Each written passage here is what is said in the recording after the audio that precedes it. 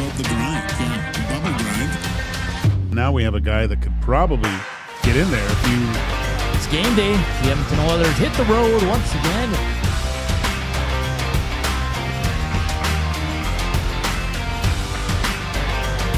This is like an anaconda.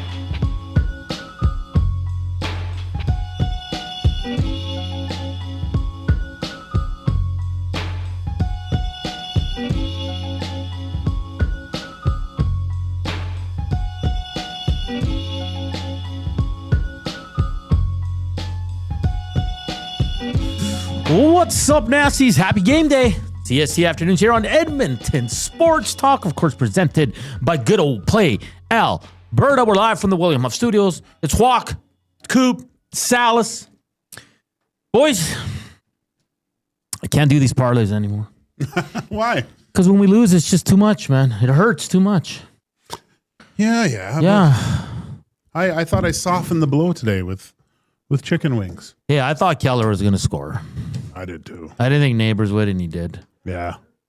He's got 4 goals already? Yeah. That's impressive. I knew Darling was going to get a point because I'm automatic. It's my bad. I like the Keller bet though. Well, we looked at the history. Yeah. He hadn't scored yet.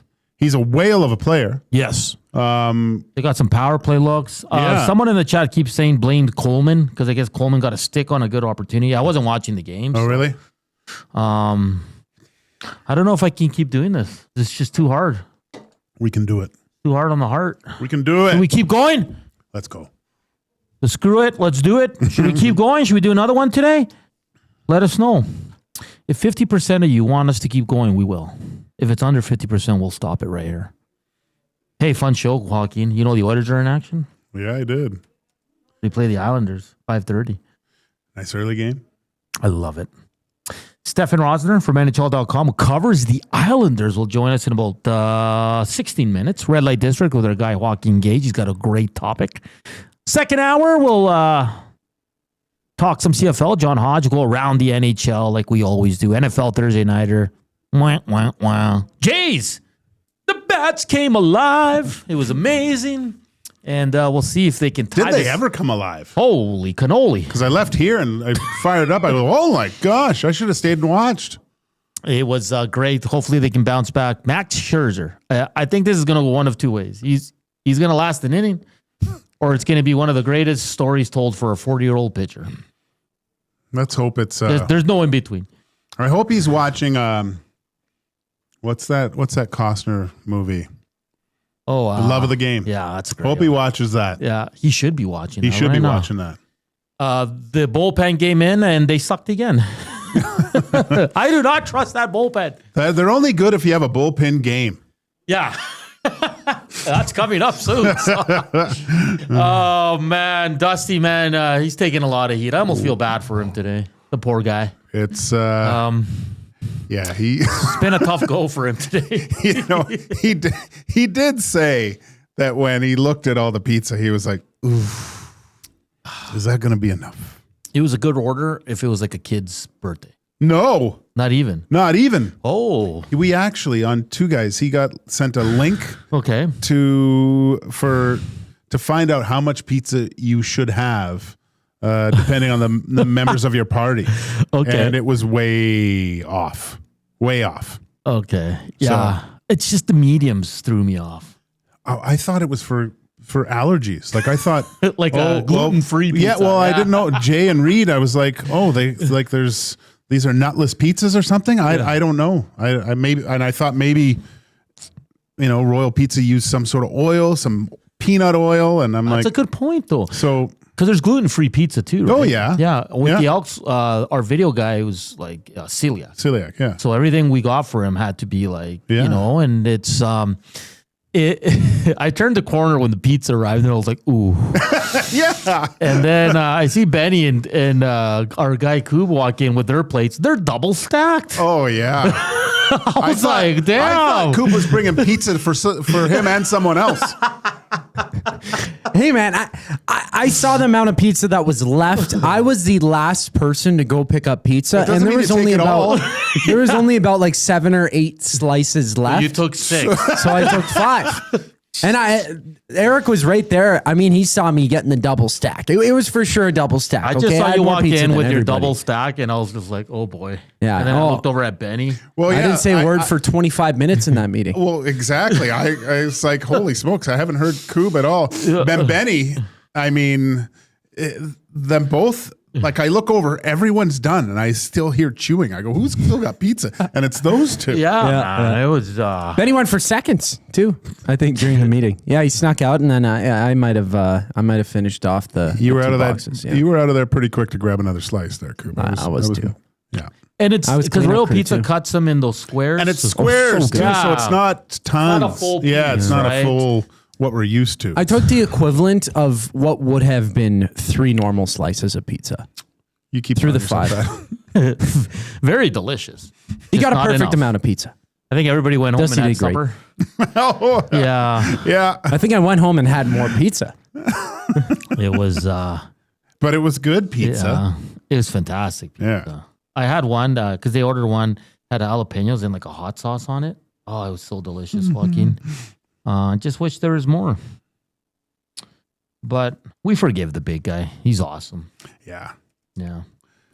You always have to in those situations, Gage. I've learned you always order more because if there's leftover, you rather have leftover than not enough. Oh gosh, yeah. Yeah. Yeah. Right.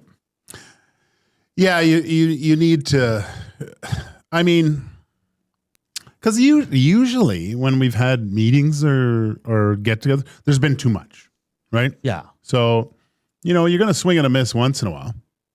Yeah. I heard him talking to Maddie about mediums, and I'm like, why mediums? I didn't get it. Yeah, but I mean, at the end of the day, we're very grateful. He did hook us up with some snacks, a couple root beers, a couple Cokes. Yeah, I didn't have any. No. I'm not a big pop guy though. Great meeting. I took vacuum number 2. Yeah, Yeah. that's good. Yeah. What did you get? Kitchen. Nice. But you're like the dad of the group here. You're always cleaning up. Yeah, I after had to everybody. give Coob crap because he came in and said, "Hey, I'm using the same dish, so you only have to clean one." And I was like, "Wow." Yeah. No, that only one has to be cleaned. So it's But why not so didn't we you got- why didn't you just clean it and put it away? Now, the dilemma there is I don't want to waste the soap that's there. Oh, so I ended up washing. waste the soap for me? Well, no, I was waiting for more dishes. You want a shovel for this hole you're digging? Please. The reason that I didn't clean it right away is because I knew more dishes were coming from the air fryer and the plates that we had, and I was eventually maybe going to think about washing all of them. But Wow. I scrubbed that knife So quite a bit. you man. scrubbed that knife for a long time, yes. Yeah, it was far more than was needed. But Hey, it's clean now. go. Make sure you go home and do the dishes when you get home. Okay, just do it for your mom. Help and your dad. parents out. Take out the garbage. My gosh. Hey, listen. A lot of people are telling us to apologize to Coop because I was really negative towards his neighbor's pick. Oh, I apologized already. Yeah, I am sorry. That was a good pick. That was a good pick, Coop. I thought you were completely. They got their butts. butts kicked though by Chicago. Yeah, they did. And we should have picked Nazar. Nazar. You wanted to. I wanted yeah, you did. Damn it. And let's give congrats to Coop. He beat Dusty and Tecmo. And this wasn't a fluke. Like, he beat him. Is there an ST for worst day at EST Awards? Because Well, I put it up for moment of the year. oh, did you? Yeah. Yeah, this is this. So is goes down- Pizzagate. Pizzagate. Yeah, the shortage of pizza. You imagine how many pizzas next time Dusty orders? We'll be eating pizza for them like 2 weeks. It doesn't matter. Imagine today we all could have had a nice lunch. I know. Put it in the toaster oven, heat it up. In the air fryer. You ever put pizza? Oh, in it's the so air- good. It's a Oh game my changer. God, yeah. Yeah. I mean, everybody makes mistakes, and you have to learn from them. Yeah. So it's he's just had a rough day, the big guy. Well, especially on, I don't know if you heard of the morning show too. He was talking about, I am so far, I'm going to destroy Coob in Tecmo. Oh, was he? Yeah. Called his shot. Well- and Coob just snuffs out the boss. You knew it was bad when he fumbled on his first play. It was bad, man. He was almost sweating, and he didn't trust me either. He was like, "Zach, are you screen peeking again?" I was looking at the leaderboards, and he's like, "Are you taking a look over my shoulder there?" So I literally had to go around the corner because he didn't trust me, and I'd call his plays, and he was still like, Hey, great. oh man, he was perplexed. Shout out to you for the great wings today. You like Very well those? done. Yeah. I love wings from the air fryer. They just hit They're different. next level, man. Yeah. Those ones I could put up against any restaurant wing, I think. See, but what I would do, I'd create a hot sauce and dip him in that sauce after and serve them like wet. Oh, see, yeah. like I didn't know if everyone liked that. Yeah, of course, yeah. But usually what I would do is take a bowl and put that like dressing and toss them in that after they're done. Yeah. And then that's really good. Because Joaquin didn't buy like store bought, like just kind of the ones he bought like you bought like the raw chicken, like the chicken wings, and you made them from scratch. These weren't from box. They weren't in a box. These were, that's what I mean. Like Yeah. they were straight from the what do you call it? just right in the package, raw, like fully intact, full leg and wing. Right? Yeah, those are good, man. Those just hit different. I'm gonna do that from now on. Hey, but we should talk sports. We are a sports station. Is that okay? We're a sports and food station. Hey, it's National Sports Day today. Is it? What does that even mean? I don't know. Do sports, watch sports. There's a lot of sports. Oh tonight. boy, is there ever? I'm gonna need 3 screens, man. Yeah. It's gonna be crazy. Yeah. That's good though. Yeah, it's gonna be fun. Of course, the Edmonton Oilers roll into the island to take on the 0-3 New York Islanders. I mean, you look at Sorokin's numbers; he's awful right now. Over 4 goals against. Save percentage, .854. They don't score a lot, Joaquin, but I guess on the bright side, Matthew Schaefer is looking really good. He's tied for the team lead in points. Stefen Rosner will join us shortly here, and we'll get the goods on this team. Listen, the Oilers these are the games where I look at the Oilers and you got to step on them. They're not a very good team. They're 0-3. They're struggling. I saw something today that had, where is it? I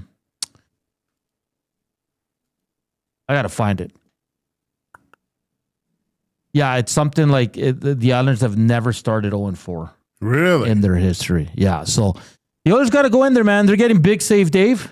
I'd actually want Sorokin in there today with those numbers.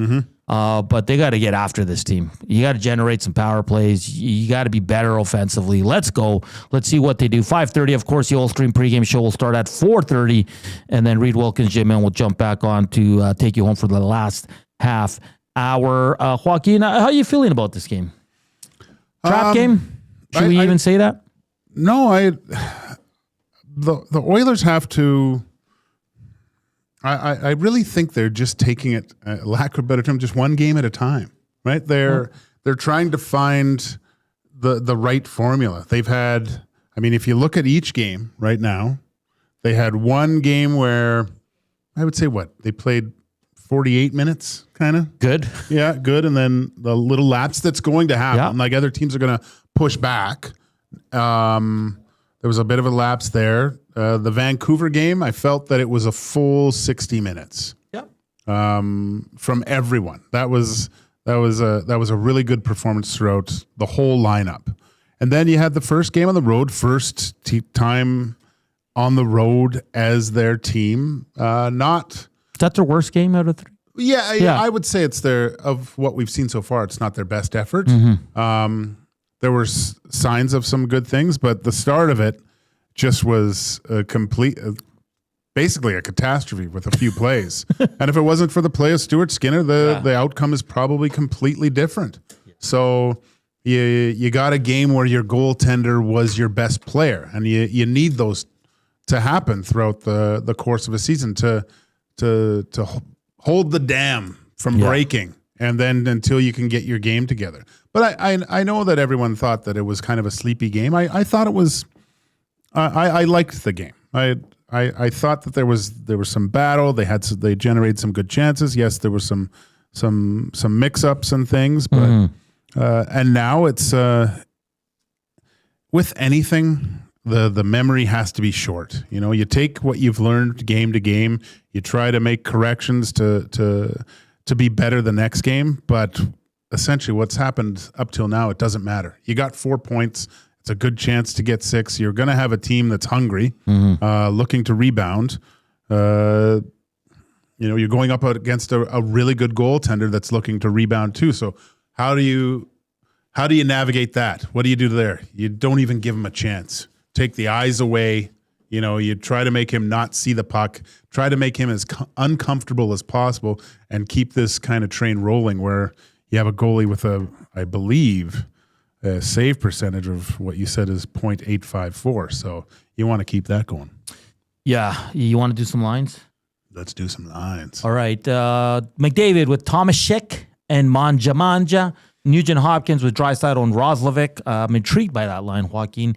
We'll have Trent Frederick with Kapanen and Podkolzin. They scored the only 5-on-5 goal in the last game. Enrique with Isaac Howard and Matt Savoy. Don't know how much ice time those two young guys will get tonight. Ekholm with Bush, Stetcher with Nurse, Kulak with Emerson. We have no confirmation on who's starting in net, do we? I don't think we do. I'll have a look. Let's see. Yeah, but if I'm a betting man, which I am, I'd say it's Stuart Skinner. For the Islanders, Bo Horvat with Emil Heineman and Jonathan Drouin. Duclair with Barzell and Kyle Palmieri.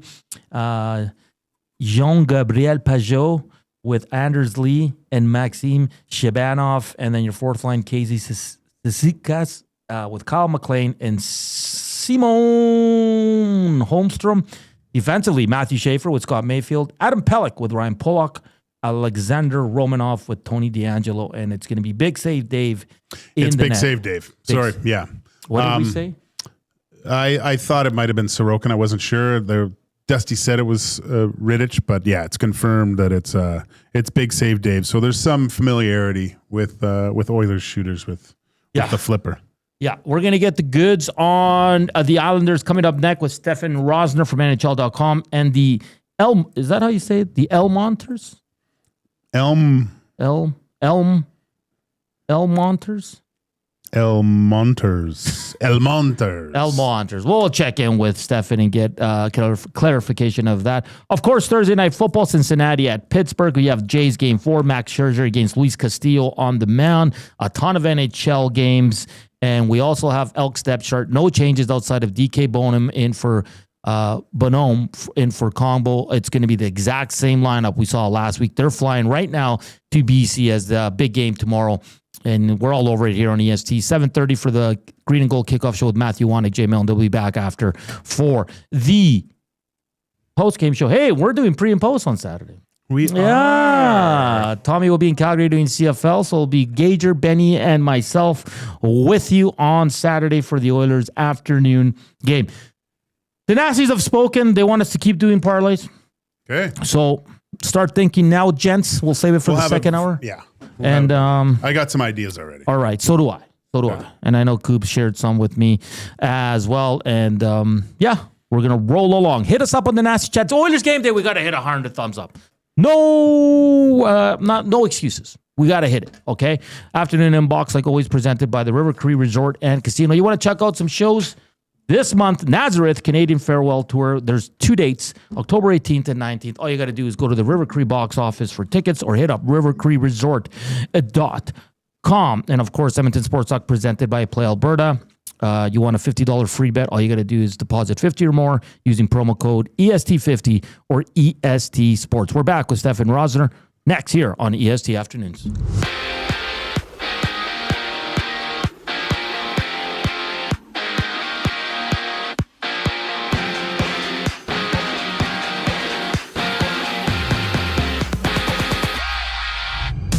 The Oilers hit the ice in Long Island to face this year's first overall pick, Matthew Schaefer and his Islanders. New York winless on the season, 0-3, while Edmonton stands 2-0-1. Tom Gazzola, Ben Thompson got you covered with the GCL Diesel Oil String pregame show live at 4:30, only on EST. And 10 other games are on tap. The Rangers battle the Maple Leafs. Kraken clash with the Senators, while the Devils and Panthers have a date. From Vegas, the Golden Knights have signed Carter Hart to a professional tryout. Hart last suited up in the NHL, playing for the Flyers in the 2023-24 season. Thursday Night Football, the Steelers and Bengals meet at 6:15. Join Lieutenant Eric for the action down at Selly's Sports Bar and Lounge at Central Casino on Fort Road. In MLB action, Game 4 of the ALCS goes between the Jays and Mariners.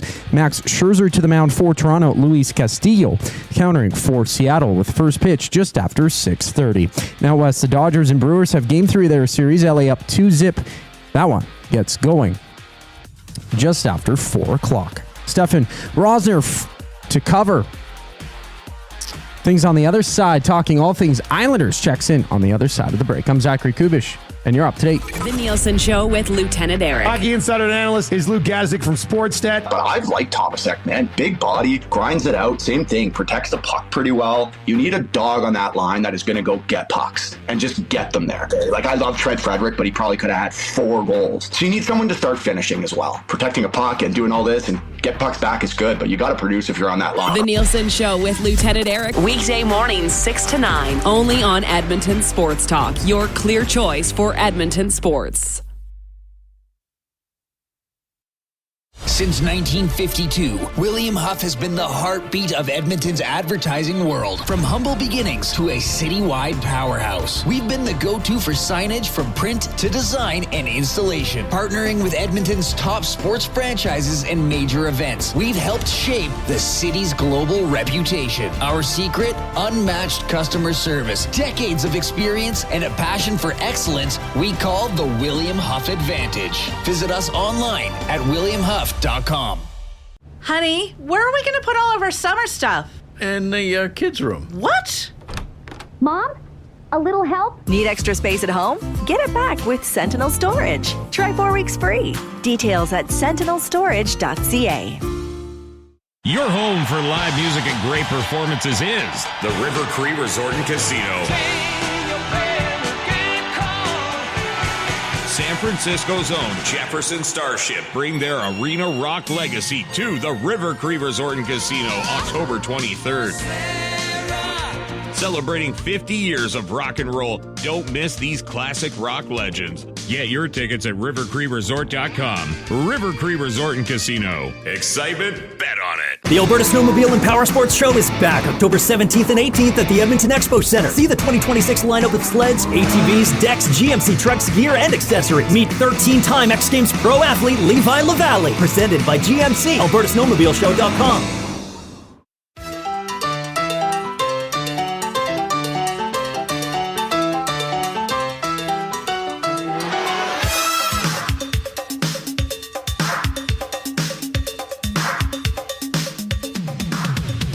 Well, if this song doesn't get you pumped for the game tonight, nothing will, my friend. Some Gloria Estefan and the Miami Sound Machine. Yeah, right on. That's awesome. Good stuff, Coop. Good song. That's we're getting ready for our next guest. Stefen Rosner from NHL.com and the El Monters. We'll get clarification if that is correct. An update on that as well. But Stefen Rosner brought to you by Oil Country Towing, Edmonton's most trusted 24/7 roadside rescue team. Fast, safe, and reliable for over 15 years. Whether it's a game day or a snowstorm, we work as hard as your favorite team to get you going. Call 780-986-6088 for all your towing needs. And with that, Stefen, how you doing? Oh, you're muted. Or maybe we muted you. We're working on it here. We'll get to. He's gonna reconnect. Yeah, I could see him on the other screen. He was nodding. Like we got to write the name. So thank goodness. But it's gonna be a fun game tonight. Like when they're in the island.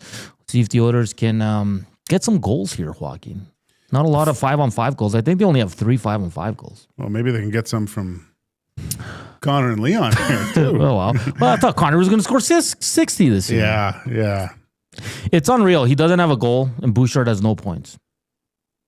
But is that a good sign? It is, because they're 2-0-1. Like the biggest, I don't know if that's the biggest complaint. Probably not. But one of the, I guess, major concern is where are the other goals going to come from, coming from last year? Yeah. Right? And it seems like they're coming from places that you would hope they would come from this year. Yeah. Aside from, but those two have to pick it up. Yeah, it's going to be, I think it's going to be Skinner because they're going to split on the weekend. He's unconfirmed, but it seems like, I mean. Why wouldn't you go to him after a shutout? I would be pissed. I would be really upset if my coach didn't play me after a shutout. And it wasn't like a 12 save shutout. He was really good. No, he was the first star. Yeah. Right. A lot of times when goalies get shutouts, the other team sucks. Right. Like, and your team just dominates, and you don't give them anything. The fact that, what was the high danger chances, like 14-3 or something? 14-3 for the Rangers. That's impressive, man. Yeah. That's an impressive shutout. What also is impressive is the Oilers had 3 high danger chances. Yeah, I know. That didn't have much. Yeah. What are you looking? What interests you most from this Islanders team? And we'll get to it. Yeah, we got you. Yeah, Matthew Schaefer. Yeah. I've never seen him play. Yeah. So I want to see what they bring offensively. I mean, we just went through their lineup. They got some skill, Joaquin, but they're not scoring a lot. So see how they can go, if they want to go toe-to-toe, or if they're going to lock it down. It's going to be very, very interesting. We're good for Stefen? Okay, Stefen, how you doing, man? What's up, guys? Sorry about that. No. You had it right. You had it right with the name. It's the Elmonters. So the Islanders play in Elmont. This is my weekly Substack website, theelmonters.com. So it took you guys a second, but you got it. Yeah, happy. We'll get more information on that as we go here, Stefen. But the Islanders, the team you cover, not the start they were looking for. 0-3. Sorokin struggling mightily. The goals against over 4. They're not scoring a lot. Before we get to tonight's game, what have you seen from this team early on and 3 games in? Yeah, they look more dangerous than they looked last year. I think the additions of Jonathan Drouin, the additions of Maxim Shabanov, another year for Sipakov, Matthew Schaefer. Like, this team is more skilled than ever before. Their power play, the puck movement's been good. Their transition game's been good. Unfortunately, what you're seeing is that there are certain players in this lineup that can't play this fast game to the level that Patrick Roy needs. Okay. It's not to pick on these guys like Ryan Pulock, Scott Mayfield. These are veteran guys who did a really good job in the system under Trotz and even at post-Trotz. But unfortunately, with how fast this system is, you're seeing some guys that are just taking a little bit longer to get adjusted. Alexander Romanov, who you'd expect not to struggle in this kind of system, given that he's a great skater, has struggled. Tony DeAngelo, his partner, has struggled as well. I think it's just a lot of players getting used to this new style. Again, they had Patrick Roy for a year and a half. It's not really an excuse, but Darch wants them to play this fast game. Patrick Roy now has more of a say in how they play with Lugan. So I think there are certain guys that are just taking a little too long to adjust, and unfortunately, the goals aren't coming at 5-on-5. They're not coming on the power play. Sorokin struggled. The defense has struggled to defend the rush. So it's been a lot of things that have led to their 0-3-0 start. They're definitely a better team than this. We just have to see them find a way to win a game. That's good to hear, because we were talking before, obviously the outside looking in, you see Matthew Schaefer playing north of 20 minutes and you're going, oh, is this going to affect him moving forward? You don't want to ruin the confidence of this young kid. Tell us a little bit about his play. I know that we had him in one of our parlays to score in his first game and he got us a point, which was great. But tell us about what you've seen from him so far and his adjustment to the NHL. Yeah, not only is he playing over 20 minutes a game, he's playing over 26 minutes a game. Wow. You talk about confidence, and this kid, I mean, we all know the story of what he's gone through with his billet mom, his mom, and just everything, the broken collarbone, whatever. This kid has all the confidence in the world, and that's why he's playing the minutes he's playing, because it doesn't matter if he's on the ice for a goal against or a mistake. He's out to the next shift trying to make a difference and win the Islanders a hockey game, and Patrick Roy trusts him. He sees that. He's earned all the minutes. He started as the power play 2 quarterback, and he's still ranked as the second power play quarterback, but he's in the big moments in the game when the Islanders need a goal. He's out there. He was out there for 1:55 of the 2-minute power play the other day in their 5-2 loss to the Winnipeg Jets. But one of the greatest skaters I've ever seen. Tony DeAngelo said he's the greatest skater he's ever seen. Wow. It's the IQ, though, that matches the skating, which is the biggest standout. Because there's so many guys that have the skill, right? And I think for defensemen, it takes Hedman, it took 3 to 5 years to develop. It took McCarr a couple of years to get to that point. Schaefer's there, and it's game 3. Now, like you said, you don't want to burn the kid out. We saw with Thomas Chabot in Ottawa. The guy was playing like 25 minutes a night. Mm-hmm. Now you look at his career now, and I don't think he developed to the level that they expected long term. So you don't want to kill a kid in terms of minutes.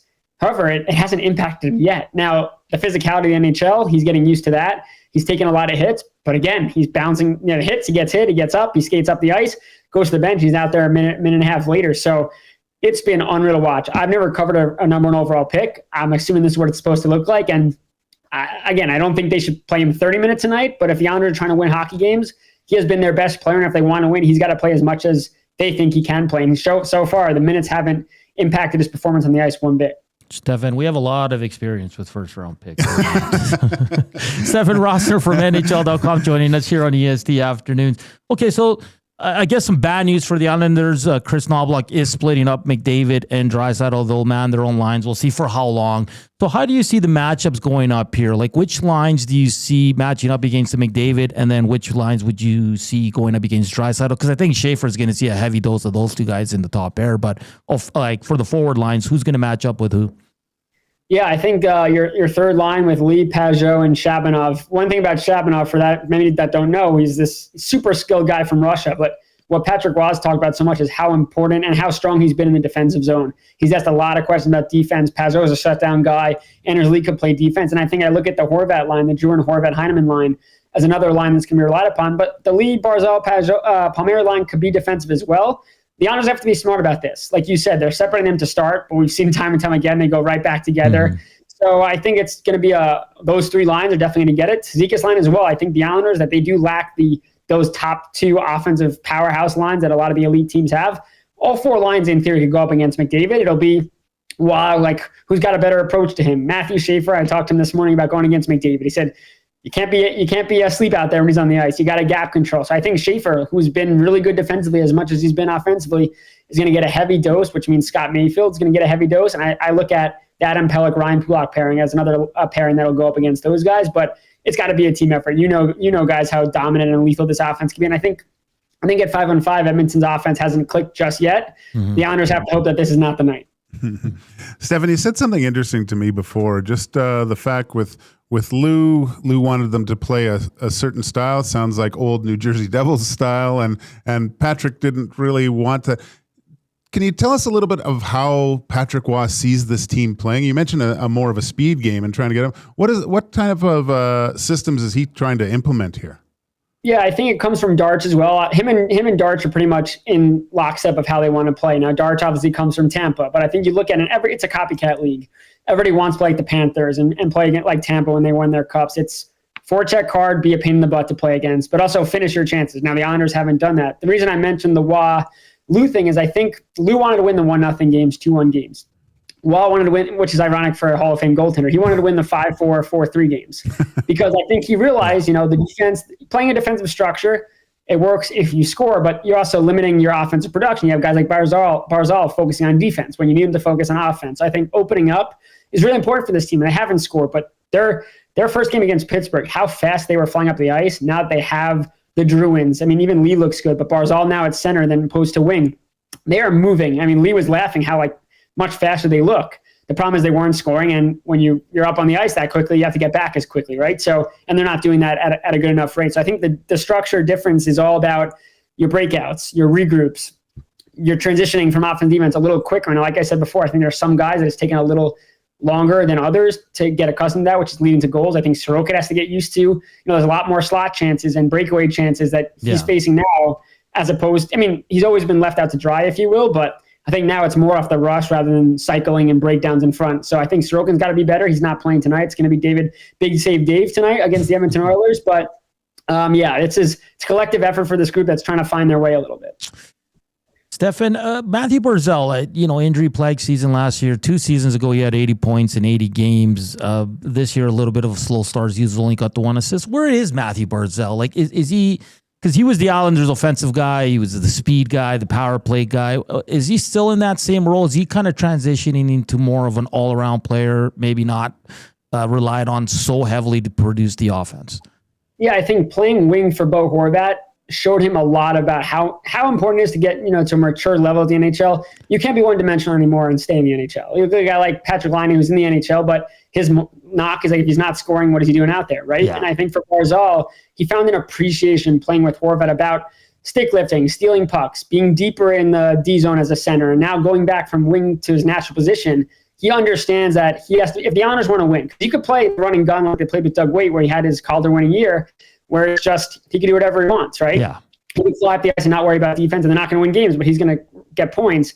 He understands that if they're going to win games, it's not about his production. It's about the team winning hockey games and shutting things down. So, yeah, I think Barzal still has to be a factor offensively. Don't get me wrong. 1 assist through 3 games isn't going to cut it.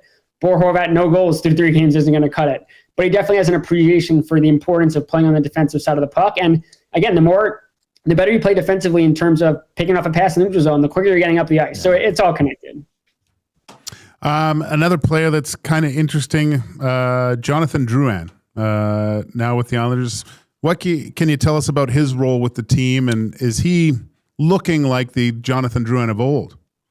Yeah, I think he's got to get used to this system. Obviously, he knows what it's like to bounce around teams, right? He's coming from Colorado. They do have Ray Bennett here, who was the power play coach in Colorado. And he was the power play coach there. So I think he's really helped with the power play. He's not the power play quarterback, but a lot of the play goes through him on that first unit. But the reason they got Drouin is because he's a give and go kind of player. And Horvat, as much as him and Barzal have clicked in the times they've played together, Horvat is also a give and go player. Barzal's a transition carry the puck player, right? And that's why they got Drouin to play with Horvat. And so far, they've made some great plays. Again, they're just lack of goals. Drouin does have a goal. He scored on to give Schaefer that assist that you guys didn't need in your parlay. But yeah, so I think he's been a solid fit. I think he's still getting used to it. But this is a guy that is very fast. He seems to work really well with Horvat. So they just got to keep building that momentum and find ways to be more of a difference maker on the score sheet. Stefen, the Islanders win tonight if... If David Rittich makes a save. No, I thought there was more. No, David sorry, Rittich, man. I thought there was like a glitch, but this is a monumental start for a big save, Dave. Not only is this his first game with his new team, but after what happened last year, the numbers that he had on a team that was one of the best teams in the league with a goalie that was a Vezina finalist in Kemper, he's trying to prove that he could be a backup, just an NHL goaltender. But the other thing too is, he's kind of trying to be that stopper for the Islanders and turn things around. Not saying that if he wins this game, he's the starter, but Sorokin struggled out of the gate. The team hasn't gotten a win for their new GM. What it would mean for Rittich and the team if he goes in there and shuts down Connor McDavid and Leon Draisaitl, right? So they win if he plays well, but also power play. Islanders power play has 2 goals this year. I mean, special teams has killed them in all 3 games, but the power play's puck movement has been so good, they just haven't scored. When you're playing a high-end team like the Edmonton Oilers, whose special teams is usually good and they're 5-5 in terms of productions struggling, the Islanders could find a way to get a power play goal and maybe use that as momentum for 5-on-5 play. That's what has to happen. But David Rittich is he's going to face a ton of shots tonight, I'm sure. He's got to find a way, especially early. That's been the biggest thing. Sorokin's allowed a lot of goals early, whether it's his fault or not, and the Islanders have not scored first in any game. So I think the key to the Islanders winning is scoring first, and Rittich making those saves to either keep the game tied or make those big saves when the Islanders have the lead, because we have no idea what this team looks like having a lead in the third period.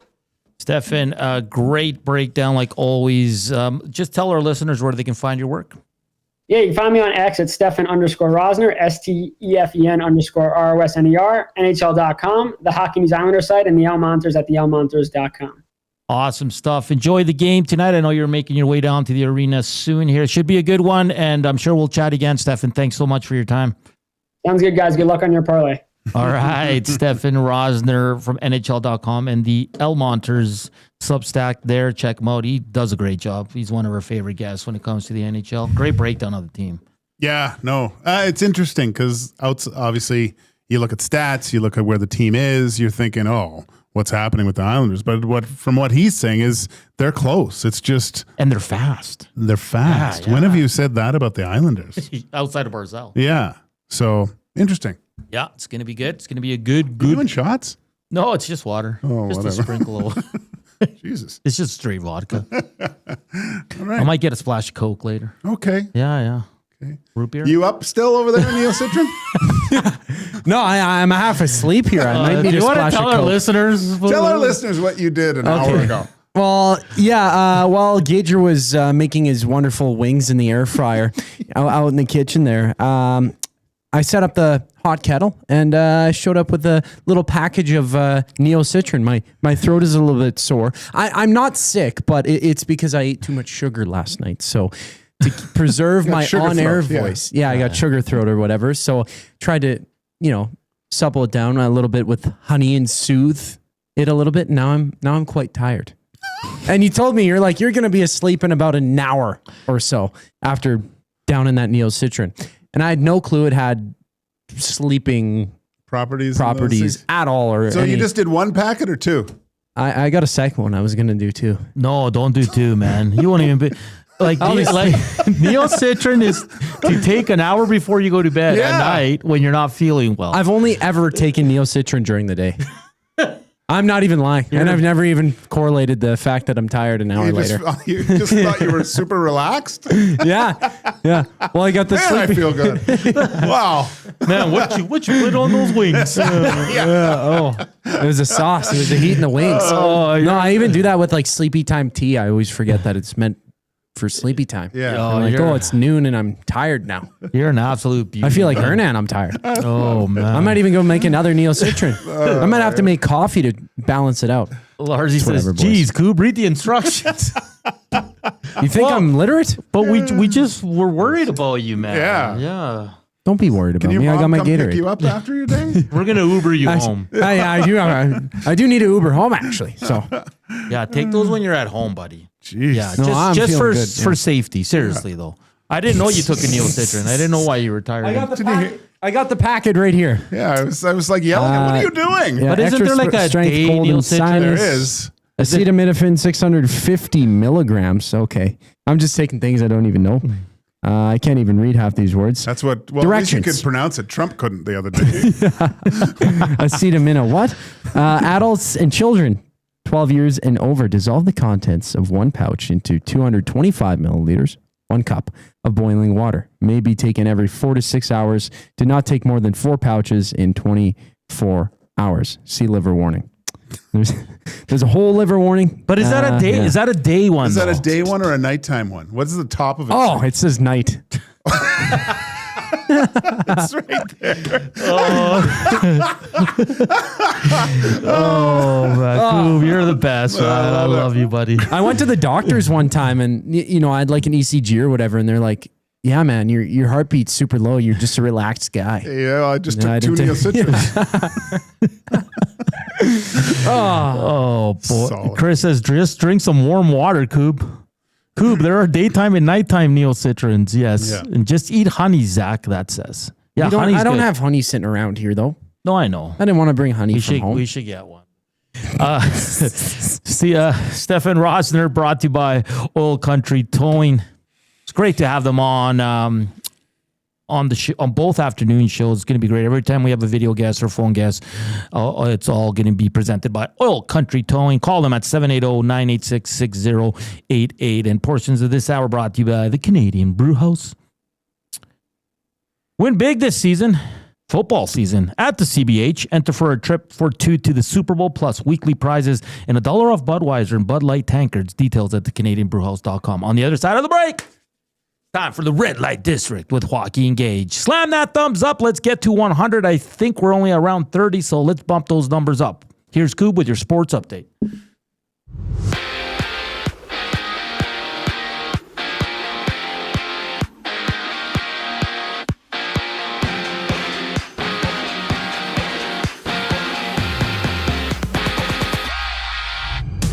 Not a lot of sleeping tonight. There's a busy day in sports from Long Island. The Oilers and Islanders dropped the puck. New York winless through 3 games on the season, while the Oilers hope to make it 3 in a row. Join Tom Gazzola and Ben Thompson as they preview the action during the GCL Diesel Oil Stream pregame show live at 4:30, only on EST. Around the league, Dallas plays host to Vancouver. The Golden Knights take on the Bruins, while Florida challenges New Jersey on the road. In other news, Carter Hart will be signing a professional tryout with the Golden Knights. The team announcing that earlier today.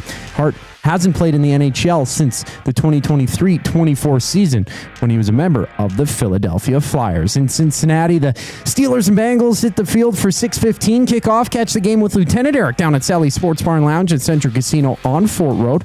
MLB action, Game 4 of the ALCS goes between the Jays and Mariners. Max Scherzer to the bump for the Jays. Luis Castillo countering for Seattle. First pitch just after 6:30. And out west, the Dodgers and Brewers have Game 3 of their series.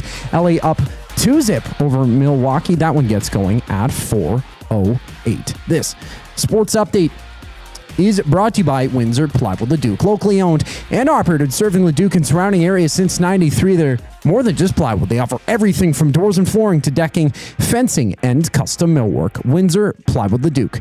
They're the experts you need to know. EST Afternoons continues with the Red Light District. I'm Zachary Kubish, and you're up to date. EST Hangout. If there was more splendor to go around for everyone, that would have been welcomed with open arms. Did anybody go home hungry, I wonder? Yes, Men LT. did. Really? I won't lie, I did go home and eat a little more. But I did get a little Well, there you go. I did. You guys had it a post-staff party meal. Little snack. But little Lieutenant package. Eric and Trev both said they went home and ate. The EST Hangout, presented by Sentinel Storage. Weekday mornings 9 to 11, only on Edmonton Sports Talk. Your clear choice for Edmonton sports.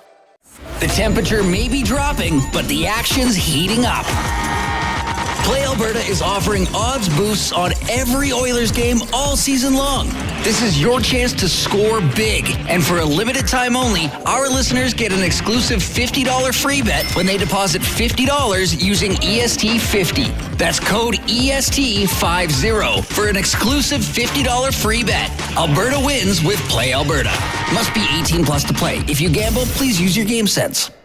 Get ready for a feast like no other. 40-ounce steak night is back this November at the Canadian Brewhouse. Sink your teeth into a hand-cut 40-ounce ribeye with all the fixins for just $49.99. Tickets available now in-store or at thecanadianbrewhouse.com. Weiss Johnson, whoa.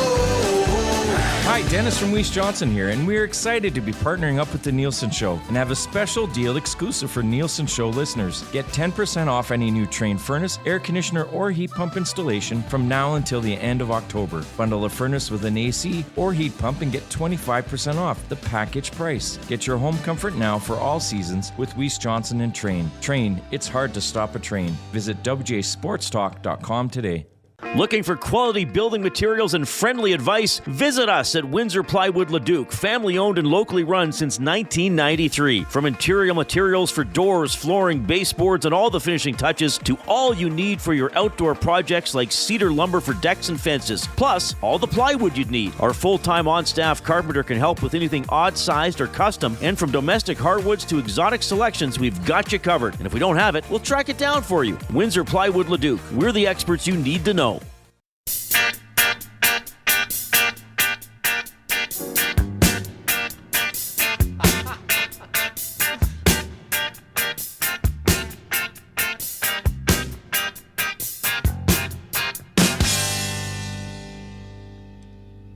Joaquin. You don't have to put on the red light. Those days are over. You don't have to sell your body to the night. Joaquin. You don't have to wear that dress tonight. Walk the streets for money. You don't care if it's wrong or if it's right. Joaquin. You don't have to put on the red light. Joaquin. You don't have to put on the red light. Joaquin. Joaquin. Joaquin. Joaquin. Joaquin. Back here on EST Afternoons, live from the William Huff Studios. A very sleepy Zach Kubish. Joaquin Gage and Hernan Salas here with oh, boy. 43 thumbs up. Come on, guys. Come on. Let's keep Koob up with more thumbs. Those are rookie numbers, man. Let's do it for a boy, Koob. Sleepy thumbs. Yeah. It's very sleepy on the thumbs up here. So slam it, please. We're back here on EST Afternoons, and it's time to get to your favorite segment of the week. It's the Red Light District with Walk. So we had obviously our meeting yesterday. Yes. And it has spawned just a plethora of content for us here at EST. Yes, it has. So I thought to myself, why don't we just keep this thing going? Oh, sure. And this is for our boss, our CEO, our big dog, who we all love, Dustin Nielsen. And I have created a solid list of must-have and don't run out of food and drink items for the office get-together. Okay, and I have these grouped by category as well. Oh boy! Okay? So Dusty, I know you're listening, but anyone else out there, are you planning a party? You know, you don't want this to happen. You don't want to be Dusty. So finger foods and appetizers. Yeah. Okay. These go first. Okay. Always overstock. Okay. Yes. Chips and dips, salsa, guacamole, spinach dip, hummus, charcuterie items, right? Cheese cubes, cured meats, crackers. You know, you can buy those trays. Vegetable trays. Well, we know how that ended up with Dusty. He bought I think the one Dusty bought was like 8 years old, so it smelled bad.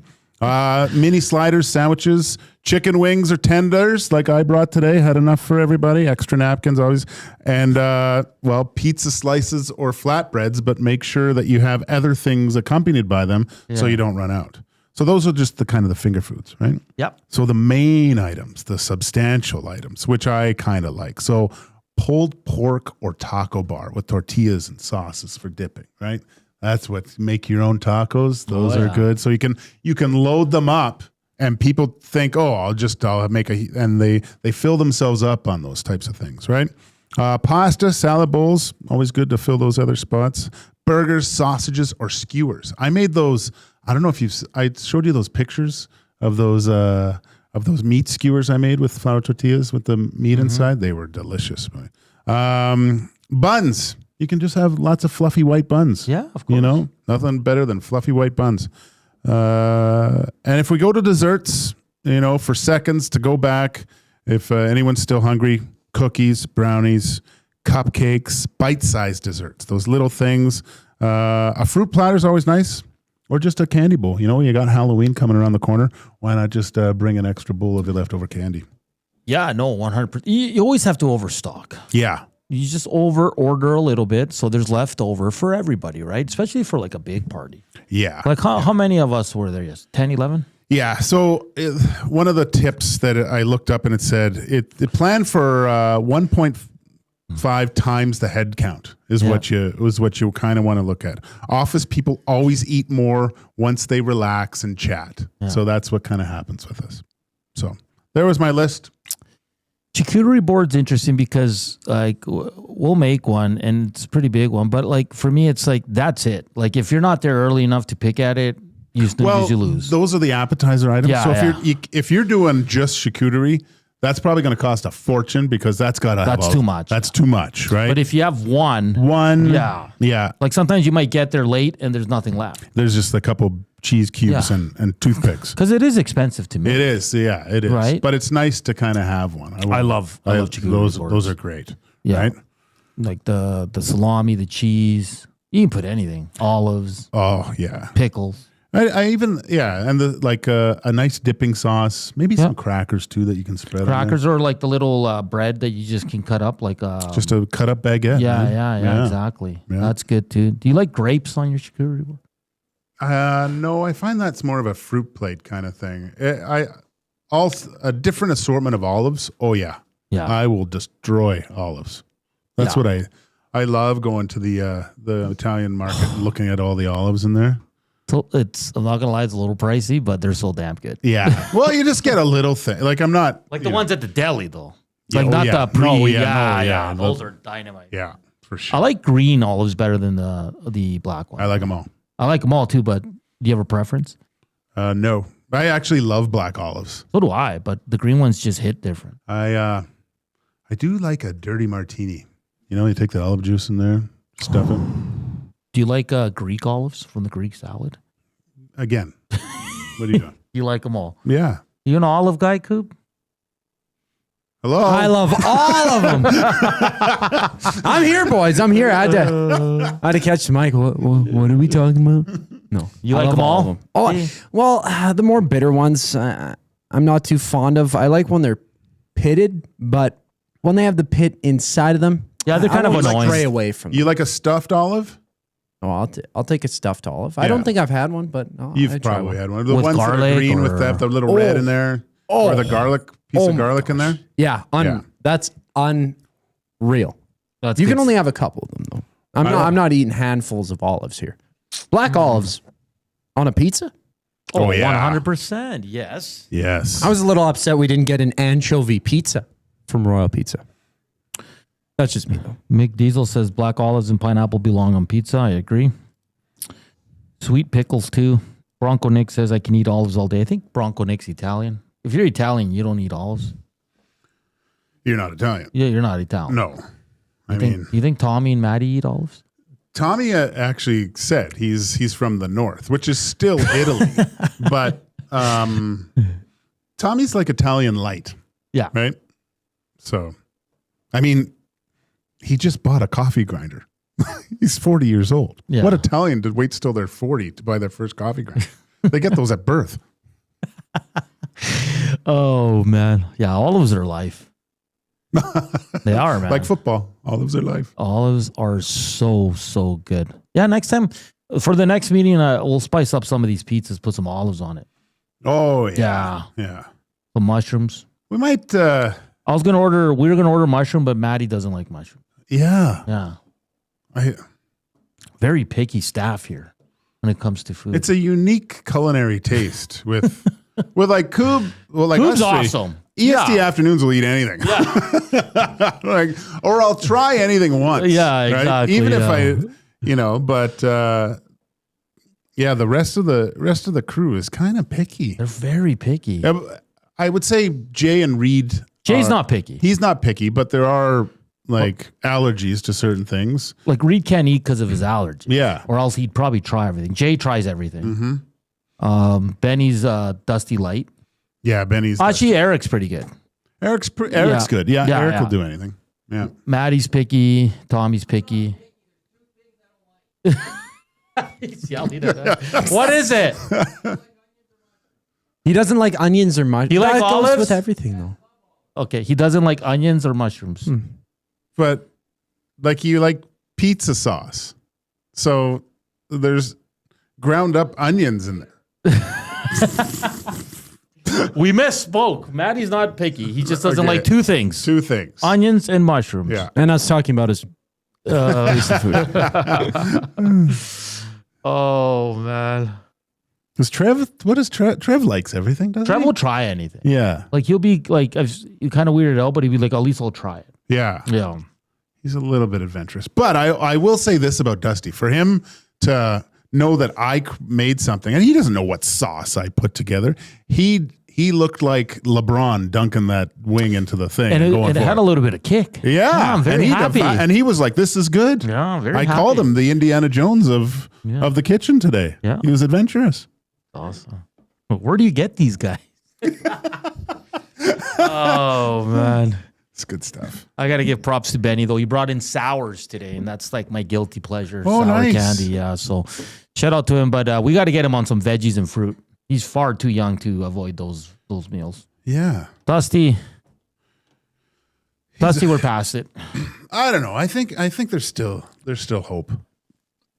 Yeah. I think I can bring in some things that he won't know, and he'll eat it. Yeah. And then I'll tell him what's actually in it. So keep it locked here on Edmonton Sports Talk. Joaquin Gage, Zach Kubish, Hernan Salas, live from the William Huff Studios. We're back after the break. The Reed Wilkins Show with Jay Milne. For Stuart Skinner, I would be looking to just find my B game. Because if you get a B game out of Stuart Skinner, that means there's no weak goals that are going in, which is part of why he's so controversial and he's such a lightning rod for it. But if he can find that consistency in his game, well, you've got a pretty decent goaltender there. Don't go swinging for home runs. Maybe just get a couple doubles here and there. The Reed Wilkins Show with Jay Milne, weekday afternoon 3 to 6, only on Edmonton Sports Talk. Your clear choice for Edmonton sports. Running your own small business takes courage, and as it grows, so does your team. That's why Alberta Blue Cross offers health, dental, life, disability, and wellness benefits designed for small businesses, because we know a healthy team means a thriving business. Join over 5,000 Alberta businesses who have chosen us to help their business grow and succeed. Alberta Blue Cross takes care of you and your employees, so you can take care of your business. Visit ab.bluecross.ca to find a plan that's right for you. When gambling, set a budget before you play. Stay informed and visit GameSenseAB.ca to learn how. Remember, if you gamble, use your game sense. The Alberta Snowmobile and Power Sports Show is back October 17th and 18th at the Edmonton Expo Center. See the 2026 lineup of sleds, ATVs, decks, GMC trucks, gear, and accessories. Meet 13-time X Games pro athlete Levi LaValle. Presented by GMC. AlbertaSnowmobileShow.com. You've heard the name, but what does it mean? For over 66 years, William Huff Advertising has supplied signage from screen printing to digital to LED with design, production, and install in-house. It's a one-stop shop for all your signage needs. Edmonton owned and operated, William Huff has been trusted by the biggest companies and teams in the City of Champions and many others across the country to do the job. If you're looking for a way to get the word out about your company or event, they are the answer. Go to www.williamhuff.com. Their results speak for themselves.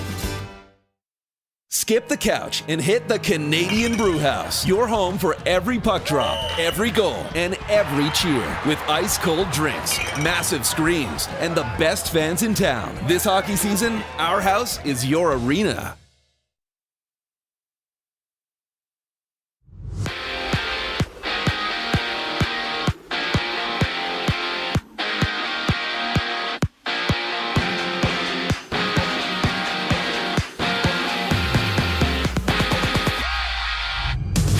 Edmonton is midway through their 5-game road trip out east. Tonight it's the Oilers and Islanders from UBS Arena. Oilers 2-0-1 on the season, while New York is winless so far through 3 games. Catch the GCL Diesel Oil Stream pregame show. Tom Gazzola, Ben Thompson get you set for the action just an hour before puck drop at 4:30 right here on EST. 6 games get going at 5 o'clock. 11 total games on tap. At 5 o'clock, it's the Jets and Flyers hitting the ice. Montreal hosting Nashville, while the Avalanche look to roll the Blue Jackets. And in Vegas, Carter Hart is signing a professional tryout with the Golden Knights, having the 27-year-old play his last game in the NHL back in the 2023-24 season. NFL action, Aaron Rodgers and the Steelers take on Joe Flacco and the Bengals. Swing by Selly's Sports Bar and Lounge at Century Casino on Fort Road to join Lieutenant Eric for the game. And on the diamond, the Jays and Mariners duke it out in Game 4 of the ALCS. Jays winning 13-4 last night, with the first pitch at 6:33. Also on the docket, the Dodgers and Brewers go at it. LA up 2-0 in the series. First pitch at 4:08. I'm Zachary Kubish. That was your sports update. Hour 2 of EST Afternoon starts right now.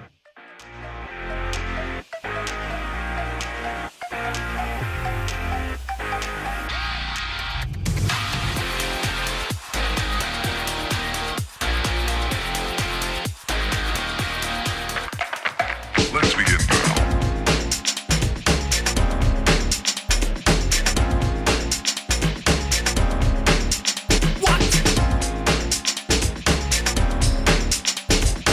It's hour 2 here on EST Afternoons. How are you doing? Oilers game day, Elks game day tomorrow, Blue Jays today and tomorrow, NFL tonight. It's busy. NASCAR this weekend, F1 this weekend from Vegas. It's going to be great. It's going to be fantastic sports coming up here. Busy, busy, busy. If you can watch it all, kudos to you, man. Because it takes up a lot of time, Hit us up, Nasty Chat, River Korean Box 780-218-9999. Slam that thumbs up for us. So talking about food, I was going to tell you a story. Back in the day, I was playing soccer and our coach was Peruvian. We call him the Godfather. He had the whole team over for a Saturday barbecue. And we're grown-ups, like I think I was 19 or 18. And he had shish kebabs. So we're eating them. Delicious. They look like meat. Okay? Like I thought I was eating just steak on... Yeah. It was cow heart. Oh, really? Yeah. But he seasoned it so delicious. We all thought it was just straight up like a meat. Mm-hmm. And then the people were like, "Oh, it's like everybody was enjoying it." As soon as they found out it was cow heart, "Oh, it's gross." Well, you just said it was great. Yeah. Yeah. Do you know what I mean? Oh, yeah. Like it's all in the. I was like, "Give me more." Yeah. Tell me your secret, because that's the first time I ever had cow heart. Have you ever watched? There's a TV show, Hannibal, with Mars Madston or whatever. Did you ever watch the TV series of Hannibal? No. It's Hannibal Lecter. Yeah. But there's scenes where he prepares food and stuff, and people are eating it, but he prepares it like, but it's like humans, and they're like, it's amazing what you think. Like, I mean, this was a TV show. But Have you ever had Kyle Hart? yeah, You like it? can't remember if I did or not. Yeah. He just like the way he seasoned it, like and then he had it on the grill on the barbecue, and then like he presented it to us already cooked. So we were It's like, got to be, yeah. You'd have to cook that for because it's really hard. Like he did it to perfection. Yeah. Man. Like that was his thing, and it was just amazing. I couldn't believe it, man. I was just like and everybody else was grossing out, and everybody was like, "Oh, I can't believe I ate this," and I'm like, "But you liked it." Mm-hmm. Like 2 minutes ago, you were enjoying it. So very, very interesting. But yeah, like I can say like I've never been picky because my parents never let me be. No, I used to love to go to my buddy's place all the time because he had normal food. Like it was a hot dog and some craft dinner. I was this is the best. Amazing. Because my mom, man, I would be having all these weird things all the time. And it was always like, I mean, it was really good food. Looking back at it, it was good. But as a kid, you don't want that stuff. Like when everyone's got a peanut butter and jelly sandwich and I'm bringing couscous for lunch, it sucks. You're not a cool. It doesn't matter if you have a Fonzie lunchbox. You're still a weirdo if you got couscous. You're bringing there. lentils. Oh yeah, yeah. And now you're like, I'll eat that. I don't care. It's delicious. I make that now. Yeah. But I'm like, jeez. Oh, it's amazing. Yeah, you're right, man. Like and that's why. And listen, I'm happy my parents are like that because I like I'll try. Like there's certain things I don't like now, but I've tried it at least, and I can say I just don't like it. Yeah, yeah. What's really we should go over to that dim sum place and bring a couple dishes over here. I've had dim sum once. I did not like it, but maybe I need to try it again. Yeah. It's a long time ago. Yeah. Because for me, it's the same thing. Like everybody I know in my life loves butter chicken. Yeah, you don't like butter chicken. I don't like butter chicken. And I've tried it, but maybe I tried a bad one. Could have been. You like it? Yeah. Yeah, you love it. I know Coob loves it too. Oh, anything chicken and butter? Oh my god! Had me a butter. Just give me a stick of butter right now. Oh man, that's too funny, man. All right, hey, we missed it yesterday. Courageous moment for Alberta Blue Cross. Let's get to that right now.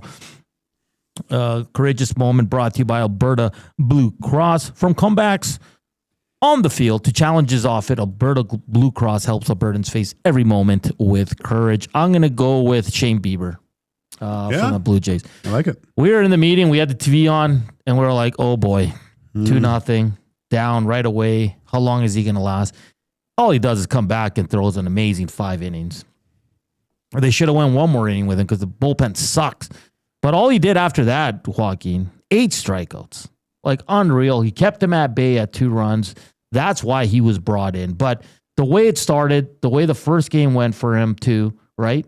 Like for him to bounce back. And I'm glad. I am so glad they didn't do the quick poll on him yesterday.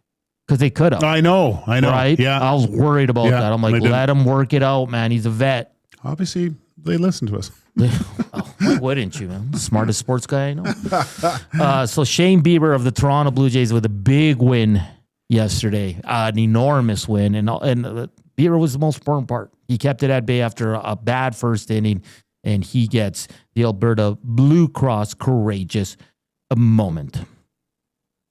See here. VR says butter chicken is overrated. Tandoori chicken is what's good. I've had tandoori chicken. That's pretty good. 6 innings. I know he went. Someone's saying he went 6 innings, Caster. I know he went 6, but I'm just saying the first inning was rough for him. Yeah. And then all he did was shut him out for the last 5. So that's what I am saying.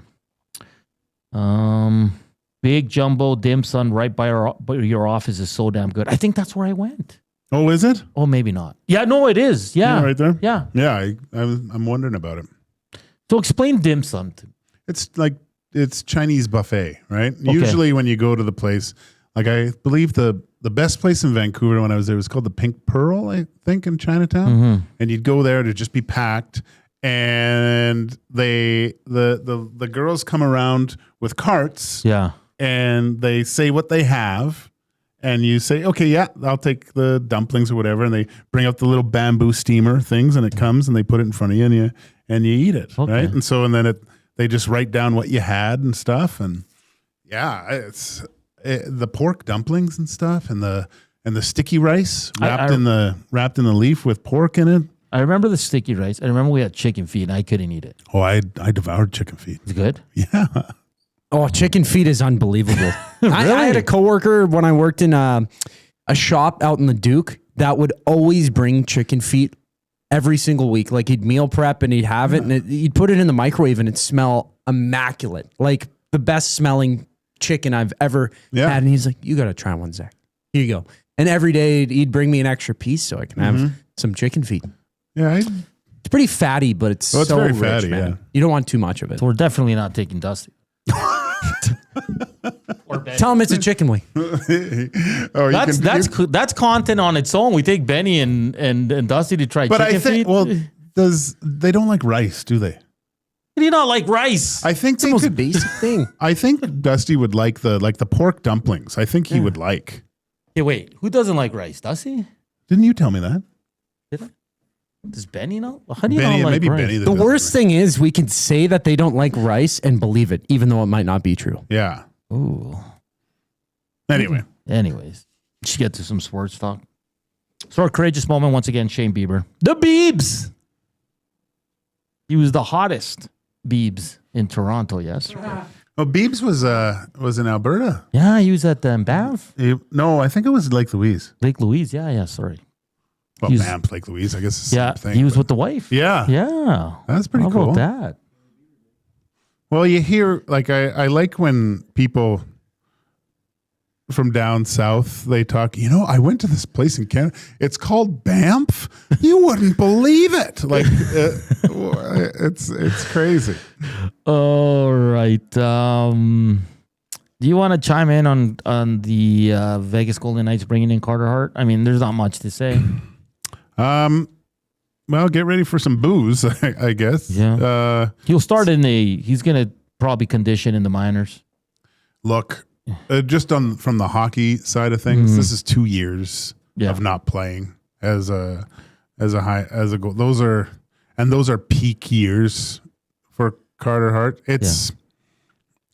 I really don't. That's going to be a very tough to get back to the level where he was at before. Yeah. That's a lot of missed time. Who knows if it even works out? I think there were rumblings he was going to go to Vegas, and I think that just expedited the process with Aiden Hill going down too. So maybe he gets another shot at it. Can't play till December anyway. Yeah. So, but from what I just kind of looked at, there's a tryout basis too. So he's on a tryout. Yeah. Yeah. So a PTO in the minors, I guess. Yeah. They called I think they called them 25 gamers, right? Yeah. You did 1 year. I did back to back 25 gamers in the minors. Oh, it was awful. Yeah. A good point by Big Uke. He was declining before that anyway. He was struggling his last year with Philadelphia. Oh, yeah. Like, he was supposed to be the savior. And he went through a spurt there when it looked like it was all coming together for him. But then it completely fell apart. I remember he came here and it was a big kind of a game. Stuart Skinner was going up against Carter Hart, and we looked at both guys' trajectory towards NHL, and Stuart Skinner's path was way harder than Carter Hart's. That again, Carter Hart had a gleaming resume too, from juniors to pro. But Skinner was much better than him, and they lit Carter Hart up. And I just, from me personally, I just feel that having missed that amount of time not playing pro, that's going to be very difficult. Brady Tkachuk sounds like 2 months, Joaquin. That's tough, man. They're a good enough team to get by without him. Heart and soul. And but I think it could be good for that team too. Yeah, well, they got their butts kicked yesterday. I know, but I think it could be good for these guys to kind of not have to rely on him and learn how to play without him a bit. And then you get that, if they can get things going and he can come back and they're rolling, that's a dangerous team. Yeah. On the flip side, outside of their win here in Edmonton, Calgary cannot score. No. Man, I don't know. Cooley played last night. He was excellent by all accounts. Yeah. Okay. Yeah, it was 2-1. It was empty netter. to make it 3-1. But Calgary struggling. I mean, they'll get Huberdeau back. That will help. Pospisil's a grease guy that will bring. I wonder if Calgary fans are kind of happy this is happening. You know. Well, my buddy from the Elks, he's from Calgary. He's a Flames fan. He goes, "Yeah, we're just losing for McKenna." I'm like, I don't think you're that bad though. But they're not like. It's like, I mean, a loss is a loss, but is it bad that they're losing like this? Like they're in the game. Like that seems to hurt more than just getting blown out. You know, like we weren't ever in it, at least, but they're in games. But that's the thing. Calgary's like the goaltending's fine. Yeah, you know what I mean. And then they got to move Anderson eventually. Here, they're going to get a nice little package in return. Let's flip it to Vancouver. They're doing their lines up differently. O'Connor on the top line with Pedersen. Kane on the third line. Really? Yeah. Like Adam Foote's really juggling up these lines, trying to. I think it's all to get Mr. Pedersen going. I mean, the guy has not been good to start the season. After, I worked out all summer. I put on 13 pounds. JT Miller's not here anymore, and he hasn't done anything. So Vancouver's got a line of Kane, Ratty, and Kiefer Sherwood. That's a pesky line. Oh, yeah. I wouldn't want to be out against those guys. I like that line, man. Yeah. Kane should be playing with Sherwood. Yeah, that's... Hey, Kane was their best player when they were here. I heard he was really bad in the last game. Oh, was he? Yeah, the media was all over. So they sent Coots back to junior. Oh, did they? Yeah, and then Licker Mackey, who has a killer shot, they're scratching him today. Really? Yeah. We didn't really do much here. No, he did. He looked great in preseason. He has a great shot on the power play. Yeah. Right? And I think that's what a lot of people are complaining about in Vancouver. What I'm seeing from the media is put Licker Mackey where Kane is on the power play. Yeah. People are not happy with Kane right now. So it's going to be interesting. Toronto bounce back. Montreal, I'm not worried about. Winnipeg's interesting, man. I mean, they've Kyle Connor's unreal. Scheifele's been good. But I keep looking at their forward lines, and there's not a lot of depth. Our Vancouver insider, Jasmine, says Elias is not good. Hasn't done anything. So that's from someone deep inside the organization. Big fan. A huge fan. I misspoke. Winnipeg has the depth, but I don't think they have enough top end guys. You don't think so? No, I don't. Really? Yeah. Well, let's look at it. I'm looking at it right now. I could be wrong. I don't know, man. I think they're there, and they're missing. They're Lowry, missing guys, right? Yeah. But Connor, Scheifele, Velarde, excellent. Iafallo, Chibikrov, and Taze, Nemestikov, Niederreiter, Gustav Nyquist, Pearson, Barron, and Kopke, who might be out. So you put Lowry back in there. Who else is out for them? Perfetti. Right now? They Sandberg's out, Perfetti's out, Fleury's out, and Lowry. So you put those are some difference makers too. So yeah, I'm just saying, like, IFL on them, good players, obviously. I'm just saying, is IFL a top 6 guy for the full season? Probably not, right? When you get Perfetti back, and who's the other one you said? Sandberg's a D-man, but he's unreal. Yeah. He's a really good defenseman. But that top line's one of the best lines in hockey. So, all right, we got to get to a break here as we're going to be joined by John Hodge from 3 Down Nation. Go around the CFL, man. It's getting hot. The Elks got to pick up a big win. And we're going to go around the CFL with our good buddy John Hodge from 3 Down Nation. The afternoon inbox is presented by the River Cree Resort and Casino. You want to check out some shows this month? Hit up Jefferson Starship. It's the 50th anniversary tour and the Runaway Again tour. That's on October 23rd. All you have to do for tickets is go to rivercreeresort.com or hit up the River Cree box office. On the other side of the break, CFL talk coming up here on EST Afternoon. Slam that thumbs up. Hit us up, 780-218-9999, and on the Nasty Chat. We're back after the break.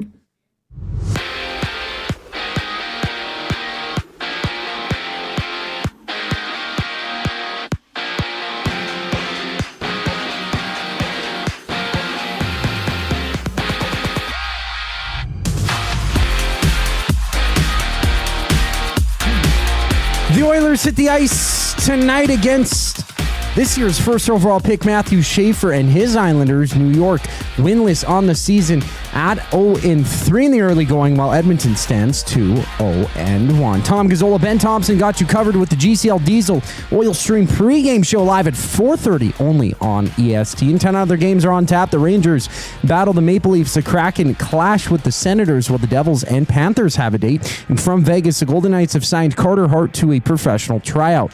Hart last suited up in the NHL with the Flyers in the 2023-24 NHL season. Thursday night football, the Steelers and Bengals meet at 6:15. ESPN reporting that Trey Hendrickson is expected to miss the game for Cincinnati as he struggles with a hip injury. Join Lieutenant Eric for the action down at Selly's Sports Bar and Lounge at Century Casino on Fort Road. In MLB action, Game 4 of the ALCS goes between the Jays and Mariners. Max Scherzer to the mound for Toronto. Luis Castillo countering for Seattle. First pitch just after 6:30. And out west, the Dodgers and Brewers have Game 3 of their series. LA up 2-0 over Milwaukee. That one gets going at 4:08. This sports update is brought to you by the Edmonton Elks. And the Elks have their final home game of the regular season, October 24th against the Stamps. Tickets start at just $20. Get your tickets now at GoElks.com. And to talk all things CFL, John Hodge from 3 Down Nation checks in after the break. I'm Zachary Kubish, keeping you up to date.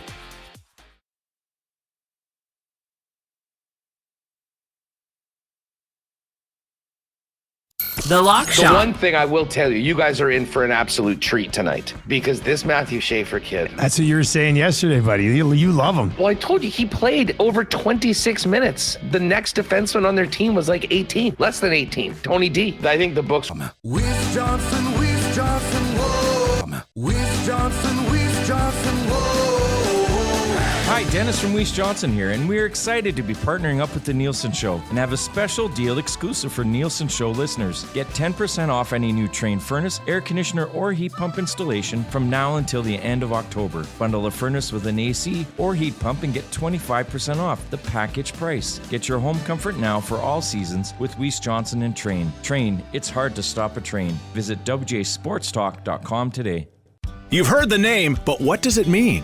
For over 66 years, William Huff Advertising has supplied signage from screen printing to digital to LED with design, production, and install in-house. It's a one-stop shop for all your signage needs. Edmonton owned and operated, William Huff has been trusted by the biggest companies and teams in the City of Champions and many others across the country to do the job.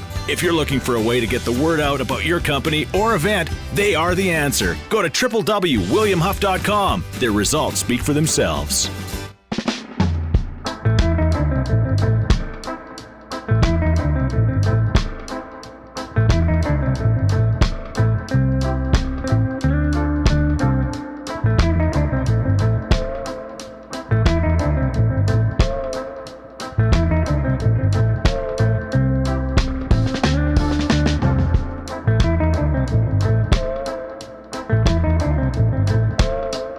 We're back here on EST Afternoons. Joaquin Gage, Hernan Salas. We got Neil Citron Coop. Six slices. Benny. Oh, these guys are awesome. Full box Benny. Full box Benny. Oh, it's good times. Good times. We're going to talk some CFL. Big game for the Edmonton Elks, of course. Oh, big game for everybody in the West. Everybody's still in it. Bombers, Sask, Calgary, Toronto. It's going to be a fantastic weekend in the CFL. And to talk all things sports, joining us now on the Oil Country Towing Video Hotline is our good buddy John Hodge from 3 Down Nation. John, how you doing today? I'm doing well. Thanks for having me. Thank you for taking the time to join us. Let's get to it, John. A big weekend coming up. Let's start here in Edmonton. A big win over the Bombers. We saw some amazing plays in that game, but let's maybe start. Actually, we won't start here. Let's start with the Bombers, and just go back to that game. Just seeing their offense, Zach Colaro struggled a bit there. What did you take away from that 25-20 win by the Elks over the Bombers? Yeah, I liked some of what I saw from Edmonton a lot. I mean, I thought Cody Fajardo said it really well after the fact. Like, this is a team that's built for the playoffs. Yeah. They run the ball well. They protect the ball. They protect the quarterback. I think if they're going to have success this week, they're going to have to be a little more explosive, though I know we'll get into that in a moment. Defensively, I thought it was a solid game for the Elks. I did think Zach missed a lot of open receivers, particularly deep, a lot of underthrows, a couple overthrows. To be honest, I thought it was the worst game that Zach Collaros has played as a member of the Blue Bombers. And I know that his stats haven't been the best since the start of the 2024 season, but like coming into this week, Zach was the third-ranked quarterback in the CFL by Pro Football Focus. He had only 14 turnover-worthy plays, well below guys like Bo Levi Mitchell, guys like Nathan Rourke. That would seem to imply what I think the eye test holds up, which is that he's had worse luck than some of the other quarterbacks in the league. I don't think luck was a factor at all, however, in how badly he struggled in Edmonton. I thought Edmonton's defense played well, and the plays that they did give up, Zach just missed. And I mean, the guy finished the game 1 touchdown, 2 picks. I mean, the touchdown was obviously all Pokey Wilson with arguably the catch of the year, catch of the century. And then there were dropped interceptions, right? I mean, Brock Mogensen could have potentially had one. You could argue that Jalen Garnes should have caught that one in the end zone, right? That bounced off him, bounced off Tyrell Ford, and ended up in Wilson's hands. So I thought Zach, honestly, could have finished that game with 0 touchdowns and 4 or 5 interceptions just as easily as he did with 1 touchdown and 2 picks. So you got to give credit to the Elks. It was a must-win game. They got it done. They've won 2 in a row now with their back against the wall. But I don't think it was the best version of Zach Collaros that was that at Commonwealth on Saturday. John, quickly, Pokey Wilson, Ontario Wilson's catch or the Carter interception, which one's the better play this year? I think you got to give it to Carter, but I think it's like a 10.0 versus a 9.9. Like they're that close. They really are. John, let's go to Saskatchewan for a bit. There's a few key players injured with Myers, Johnson, and Ouellette. Is this something that they have to worry about, or are they just kind of preparing them for playoffs, or with their key players? I mean, I think between Dante Myers and Keyshawn Johnson, like those guys are both actually hurt. I think you obviously want those guys back for the West Final. The good news is they've got 3 weeks to rest those guys and sit those guys. And then for guys like AJ Ouellette, Jamarcus Hodge, Trevor Harris, these guys are not injured. I'm sure they're nicked up, right? I don't think there's any players who are 100% healthy this time of year, but they're all well enough to play. They're just getting rested. Micah Johnson's in that category as well. So there's certainly a diminished team. I'm going to be covering that game in person tomorrow at Princess Auto Stadium, but it's still a dangerous lineup, right? I mean, you take out Keyshawn Johnson and it's like, well, Sean Bain Jr.'s there. Well, I mean, he hasn't played a lot of football in the last year due to injury, but he's a 1,000-yard receiver in this league. Kian Schaefer-Baker is going to be a backup tomorrow, but Joe, who has done some really great things in this league in limited action, is starting in his place. So it's a lot of the B team. I think Winnipeg will and should get the win, but it's not like Saskatchewan is a group of great first stringers with a bunch of scrubs behind them. There's a lot of really good depth pieces on this Riders team, and when they come into Winnipeg, I do expect them to still be competitive, despite the fact that they're sitting about a dozen regular starters. John Hodge from 3 Down Nation joining us here on EST Afternoons. 2 quarterbacks I want to get to, John. I just get your thoughts. Like when you look at the West, Nathan Rourke is like the young quarterback. He's a star. When he's on, he's the best in the league. Then you flip it to the East, and you have Davis Alexander, who's still yet to lose. Just looks great. Like the CFL is such in a good spot when it comes to quarterbacks. But knowing that we're gonna have Rourke, Alexander, both one in the West, one in the East, going toe to toe for many, many years, that's got to excite CFL fans. Yeah, I think so. I mean, Rourke is 26, I believe, turning 27 this offseason. Alexander is 26. Like, these guys are going to be, by all accounts, great players for the next while. Obviously, they both have to stay healthy. Rourke missed some time with the oblique this year. Alexander missed a lot of time with the hamstring. But, I mean, I watched his post-game avail when he got his bell rung and his nose bloodied up. And Davis Alexander, I mean, he plays the game like a boxer. Like, it's unbelievable, the tenacity, the competitiveness, the aggressiveness. And, I mean, we've also seen a lot of fire from Nathan Rourke, including when he lit up the commissioner about the CFL's rule changes not that long ago.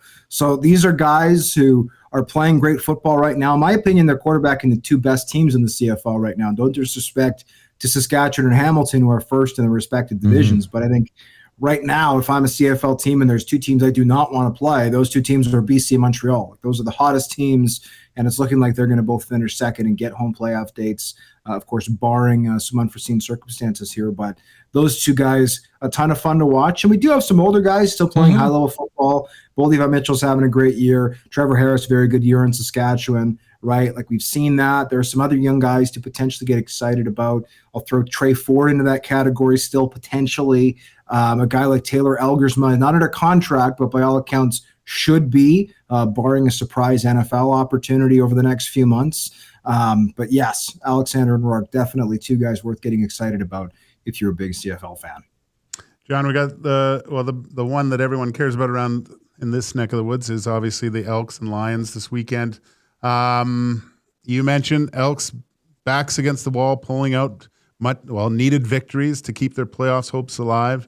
Looks like the BC Lions have kind of fixed some of their defensive issues. What are the keys to the Elks to keep this thing rolling and keep those playoff hopes and dreams alive for themselves? They need some explosions on offense. And I mean, when you look at this offense, it's not built for that necessarily. Like Ed Hervey made it very clear this offseason, he's not paying receivers. He's there to pay the quarterback and build out the best trenches. His goal is to have the best defensive line in the CFL and one of, if not the best offensive lines in the CFL. And that has paid off to an extent. A lot of their high-priced free agents on the defensive line didn't necessarily have great seasons. Injuries, of course, being a factor there. But some of their new guys or guys they picked up off the scrap heap have performed. Other spots on defense, J.J. Ross has flashed. Cordell Jackson has flashed. I'm a big Kenneth Logan Jr. fan and kind of limited action. I think he's been great for them. But offensively, I mean, they need big plays here. And the reason I say that is the Lions, I looked up the numbers today, fellas. Since week 8, the Lions have been held under 33 points one time. Wow. One time, under 33 points. And they won the game that they did. It's unbelievable how effective they've been since Nathan Rourke came back and was healthy. And the Elks, again, I think the defense has improved. They got some takeaways last week. They got some pressure last week. That's great. But I don't see them holding BC's offense, barring some very strange circumstances, certainly under 25 points or likely even under 30. And the Elks are not a team that's built to win like that. They're built to win ugly games like we saw last week. And maybe not ugly games, maybe that's a bit harsh, but more ground and pound old school football games, maybe I should say, like that 25-20 victory last week at Commonwealth Stadium. So they're being invited to Vancouver for a track meet, right? This is an indoor game. It's not a windy outdoor game in the cold and the rain and the snow. They've got to prove that they can win this style of game. It's not their style of football. It's not the thing that they do best, but they're going to have to put some points up on the board, whether it's Keon Julian Grant making some nice plays down the field, whether it's Curly Gittins Jr., O.J. Hilliard. Like, somebody has to step up and be that guy and make some splash plays. BC's defense has given some of those up this season. That's what the Elks have to do. This is going to be a high-scoring game, likely. They've got to show that they can keep up with that. John, can we start calling Justin Rankin a star in this league? I think he was a star before this past game, honestly. I like that, yeah.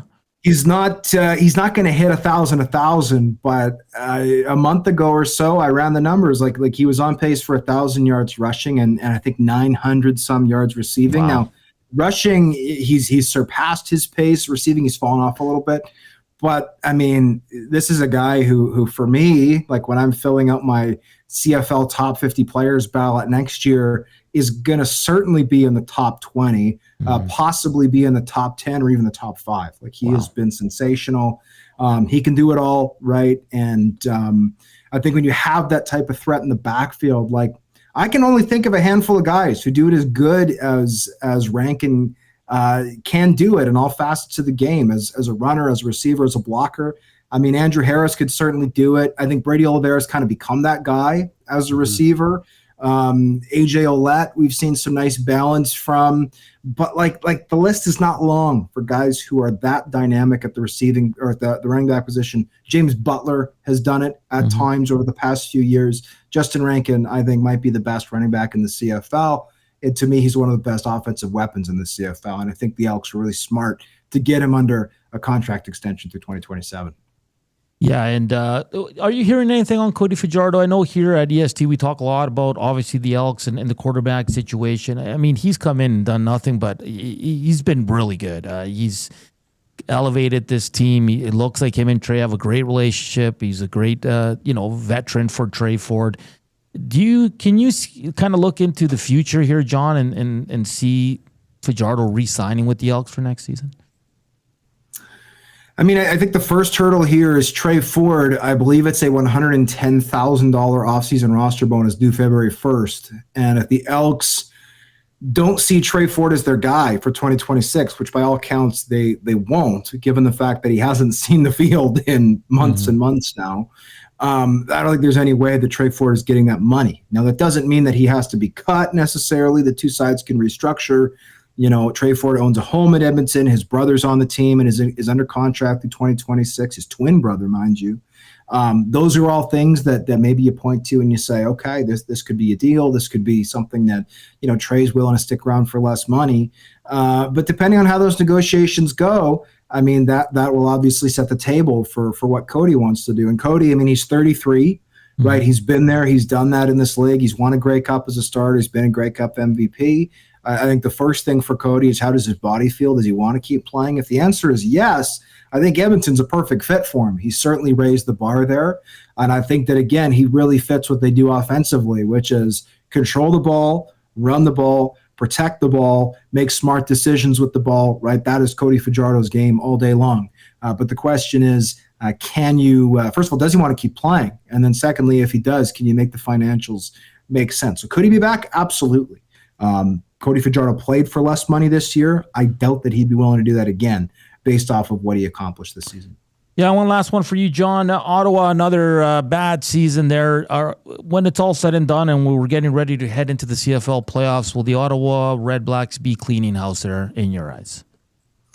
I mean, that's a great question. I certainly think we're going to see a change at head coach.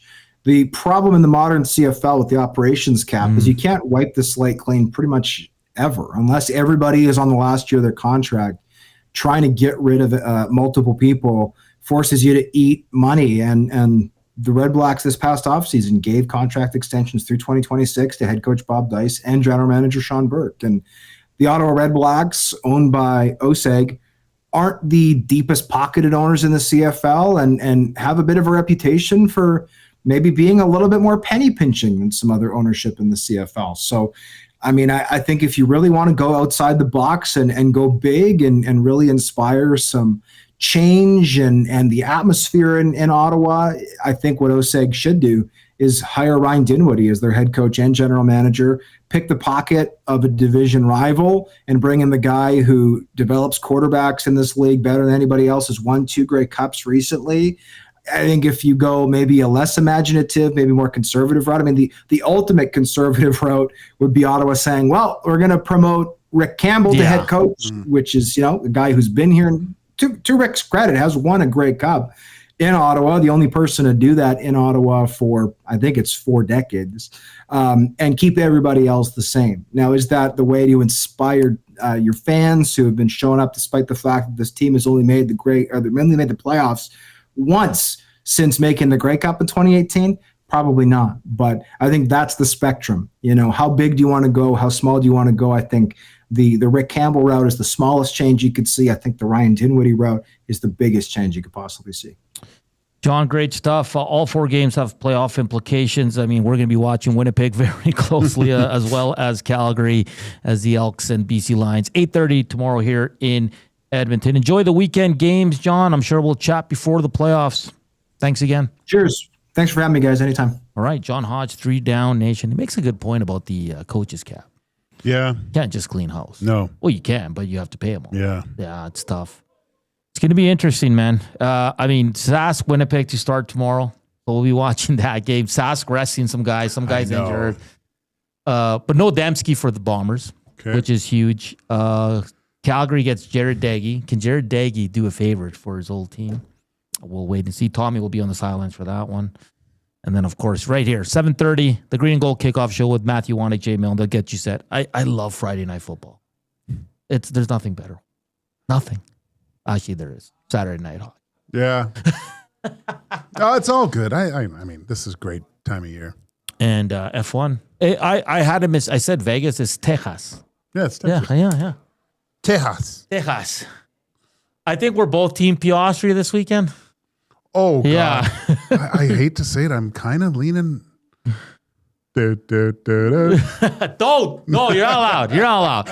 Okay, on the other side of the break, we'll get our parlay set. We'll do this day in sports session. We get you ready for Reed Wilkins, Jay Milne. That's all coming up here on EST Afternoons. We're 40 away from 100 thumbs up on a game day. Very disappointing. So if you haven't slammed that thumbs up, do so. We got like 10 minutes, 12 minutes here left on the show. If we can get to 100, that would be great. I understand why Koob hasn't given us a thumbs up. He's asleep, but I understand. Everyone else is awake. I understand why the staff here is a little lethargic because we weren't fed last night. But what's your excuse? Our blood sugar is so low. We're back after the break.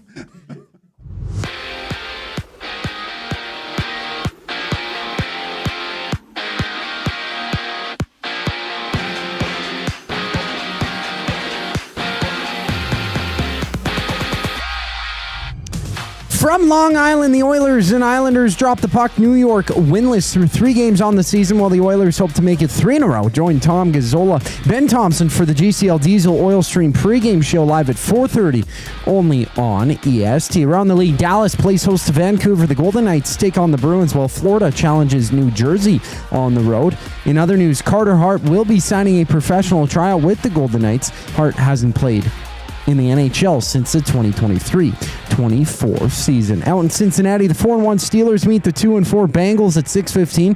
According to ESPN, Trey Hendrickson is expected to miss the game for the Bengals. He's questionable with a hip injury. Catch the game with Lieutenant Eric at Sally's Sports Barn Lounge at Century Casino on Fort Road. And 2 games in baseball. Game 4 of the ALCS goes down from Seattle. The Jays look to tie their series at 2 apiece against the Mariners, picking up a 13-4 win yesterday. Max Scherzer to the mound. First pitch just after 6:30.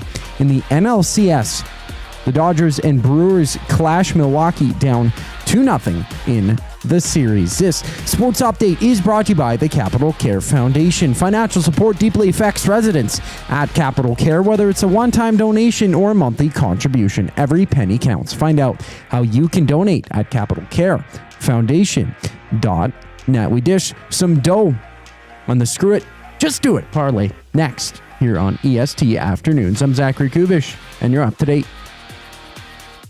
The Nielsen Show with Lieutenant Eric. Hockey insider and analyst is Luke Gazdic from Sportsnet. But I've liked Tomasek, man. Big body, grinds it out. Same thing, protects the puck pretty well. You need a dog on that line that is going to go get pucks and just get them there. Like, I love Trent Frederick, but he probably could have had 4 goals. So you need someone to start finishing as well. Protecting a puck and doing all this and get pucks back is good, but you got to produce if you're on that line. The Nielsen Show with Lieutenant Eric. Weekday mornings 6 to 9. Only on Edmonton Sports Talk. Your clear choice for Edmonton sports.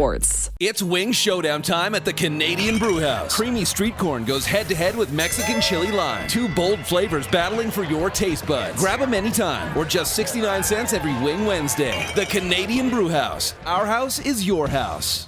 The Alberta Snowmobile and Power Sports Show is back October 17th and 18th at the Edmonton Expo Center. See the 2026 lineup of sleds, ATVs, decks, GMC trucks, gear, and accessories. Meet 13-time X Games pro athlete Levi Lavalle. Presented by GMC. AlbertaSnowmobileShow.com.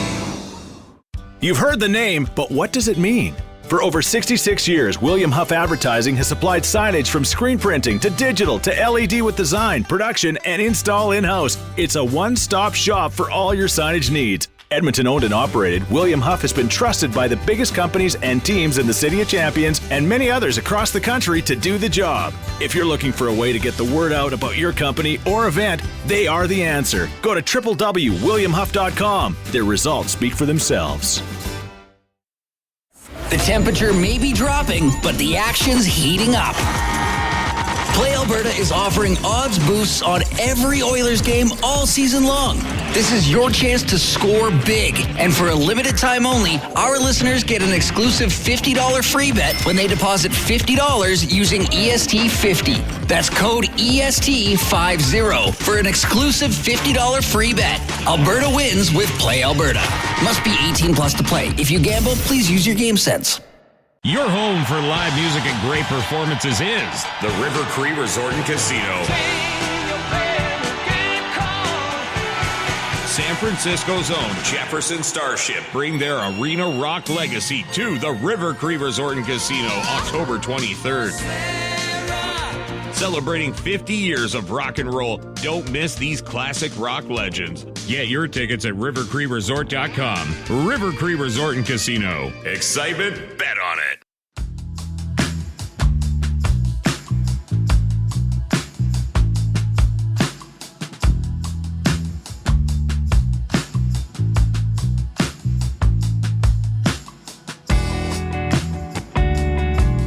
All right, time's winding down here on EST Afternoons. Runner says, I can only give one thumbs up. I know. Get 2 accounts. Get 2 accounts. Build some more accounts.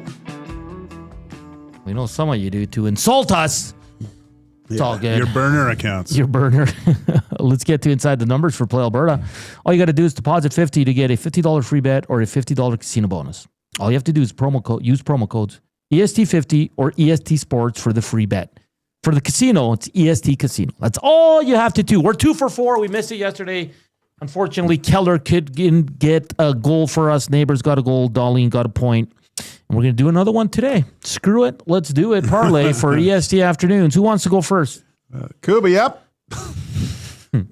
Huh? What? What? Well, what do you got, Coop? What do you got? Well, I think I'm 4 for 4 on the picks that I've made. Oh, look at this guy over here. I mean, we've missed it by just one. Okay, Yeah. Sometimes that's what happens when you roll the dice, right? You're not always gonna get lucky, but some people might call this player a little bit sleepy at times. I'm gonna go for an Evan Bouchard point. Nice, I like it tonight. I was going that way Sleepy too. Coob. Going with Sleepy Bouchard. Oh, I'm sorry. Okay, I was going to go with go back to bed. I like that one. He's due, man. I'm gonna go. Oh, I'm worried. Connor McDavid. Oh, 2 points. Oh boy. And here comes Hernan with some random. I'm gonna take. Okay, you guys tell me if it's a bad one. I will. Okay, hear me out. This player is playing Seattle tonight. He has 5 points in 6 career games against them. Ottawa just got their butts handed to them last night. I think Ottawa's going to bounce back. I want to take Dylan Cousins 1 point. Oh, Dylan Cousins 1 point. He's on the second line on the first unit power play. He was around it, man. He was around it last night when I tuned into that game. Like Dylan Cousins. Let me see. I don't think that's a bad play. I think Look, that might boost it up pretty well. I don't mind it. I think it's less risky than Coob's pick yesterday and his hit. Yeah. Right? So Cousins with Batherson and David Perron, hey? Yeah. They've played Yeah, let's do it. Okay, he's got he's got 4 assists, 1 goal in 6 games. He plays on the first power play now that yeah. Kachuk's not there, Yeah. right? Yeah. Bronco Nick Dylan Cousins was around it like who was around the pizza last. I kept coming back for more, if he's man. around the pizza like Coob, then yeah, let's pick him. Okay, are you guys okay Give him with 2 this? points. So, I don't want to be the cause of it. No, I like it. I was the cause of it yesterday. Hey, we're not all going to be perfect, Hernan. Yeah. We just show up and do our best. It says we're out on iHeart right now. A lot of people texting that in. Okay. Shoot. Too bad, because this is one of our best shows. Well, you're gonna maybe that's why we're not getting the thumbs. Okay, this is what we got for the screw it, let's do it. EST Afternoons Parlay. Bouchard 1 point, McDavid 2 points, Dylan Cousins 1 point. Yes. Who's riding with us? Everybody ropes. Everybody rides. No one's- Regulators. No one's saying anything, so they're probably like, "What are these idiots doing?" All right, no judging on each other's picks. No, but it's like, but if someone's like, "Hey, If someone Hernan," messes up, then you jump all over them. Big Uke says, "Let's ride." All right. right. I'll send that to our COO, and he'll get it up and sprinkle a little money on that. Let's do it. Hopefully it hits so I can buy some daytime Neocentrin. It's expensive, don't you know? Oh, Dylan Cousins is hard, but McDavid 2 points is hard too. That's almost a cakewalk. But that's though. a little boost. And he's due a little bit, right? Yeah. He hasn't done squat. No. Well, Regulators, mount up. Mount up. It was a clear. Oh, I was going to start rapping. You know Roaring G, don't you? No. Hey, where's Max Bezuzu been? He's off. He's falling off. He's not. He hasn't been on the chat in a long, long time. That's Max, are you there? You good, bro? Okay, quickly. This day in sports history. Birthdays. Joe Murphy, 58. Hopefully he's doing good, man. Very sad documentary that dropped a few years ago. Yeah, I talked to Trevor Kidd a few years ago, and he actually went out to find him. And, well, he did a thing on him, but yeah, I talked to him. Yeah, it's sad. That was the doc, wasn't it? Yeah. Former Oiler, German Titov. Germain? He's 60. Is he? Yeah. Holy smokes. Already said, today's National Sports Day. It's National Liqueur Day. Do you have a favorite liqueur? Mine's Grand Marnier. I think Triple Sec, probably. Yeah. You ever had Grand Marnier on the rocks? No. Oh, man. It's a game changer. And it's also National Department Store Day. Your favorite department store of all time? Got to be Eaton. Well, it was in Vancouver. You had to go underneath between Eaton's and the Bay. Yeah. But there was a what was that called? The sub stop? Dusty would know. They had milkshakes and orange Julius and hot dogs. God, what was that store called in between? I remember I'd have to go Eaton Center? Eaton in Vancouver. Oh, okay. Yeah. I gotta say, there's so many good ones. Zellers. The old Zellers, huh? Yeah. Kmart. Aren't they bringing Zellers back? Yeah. It's Kmart's one, right? Yeah, Kmart. Kmart? Yeah. No, I like the good. The Bay. Well, I hate that the Bay's done. You used to get all the good Olympic gear there. Yeah. Now it's a Lululemon. Department stores are going away, eh? Well, it's I was reading Galloway's book talking about the COVID and stuff, and the rate of e-commerce between like 2011 and to COVID was like 17%. It rose. During COVID, after that, was like 26%. Like it doubled in a year and a half than it did over like a 11-year span. So e-commerce has taken over. Because the Bay at Kingsway just closed. Yeah. Yeah, that's sad. Well, the one at Southgate too. Yeah. Box Pounder says the malt stop. Malt stop! Hey! Box Pounder! Oh, coming cool. Wow, yeah, the malt stop. God, those malts were legendary, man. Oh, yeah. The malt stop. Thank you. That's a good poll. Good poll. On this day on October 16th, Kids in the Hall debuted on HBO. Really? In the US. And Bride of Chucky was released 17 years ago today. Bride of Chucky? God, those movies were dumb. But they were scary when you were little. I guess we're getting into some scary movie territory. Yeah. Maybe we should do a movie review of a scary movie we can all watch. Hey, Coop, you're not in tomorrow, right? I'm not. Because he's going to be probably asleep. We're going to have to do Ben to the Future. Oh, Ben. Yeah. We'll see. We'll see what he has to. And he's going to be on the parlay. Oh, he's going to have to sub in. All right. Well, he'll be full of pizza and ideas, I guess. The parlay is Bouchard 1 point, McDavid 2 points, Dylan Cousins 1 point. Ride with us. It's going to be up on Edmonton Sports Talk on the Play Alberta site shortly. Big thanks to John Hodge from 3 Down Nation, Stefen Rosner from NHL.com. Coob, get some sleep, my friend. For Coob, for Joaquin, I'm Hernan saying thank you for watching. Thank you for listening. Thank you for the thumbs up. Hey, Oilers Islanders, 5:30. Reed Wilkins, Jay Milne, 3 to 4:30. Then the All-Stream pregame show, 4:30 to 5:30. And then Reed Wilkins and Jay Milne will jump on for the last half hour. We love you, chatters.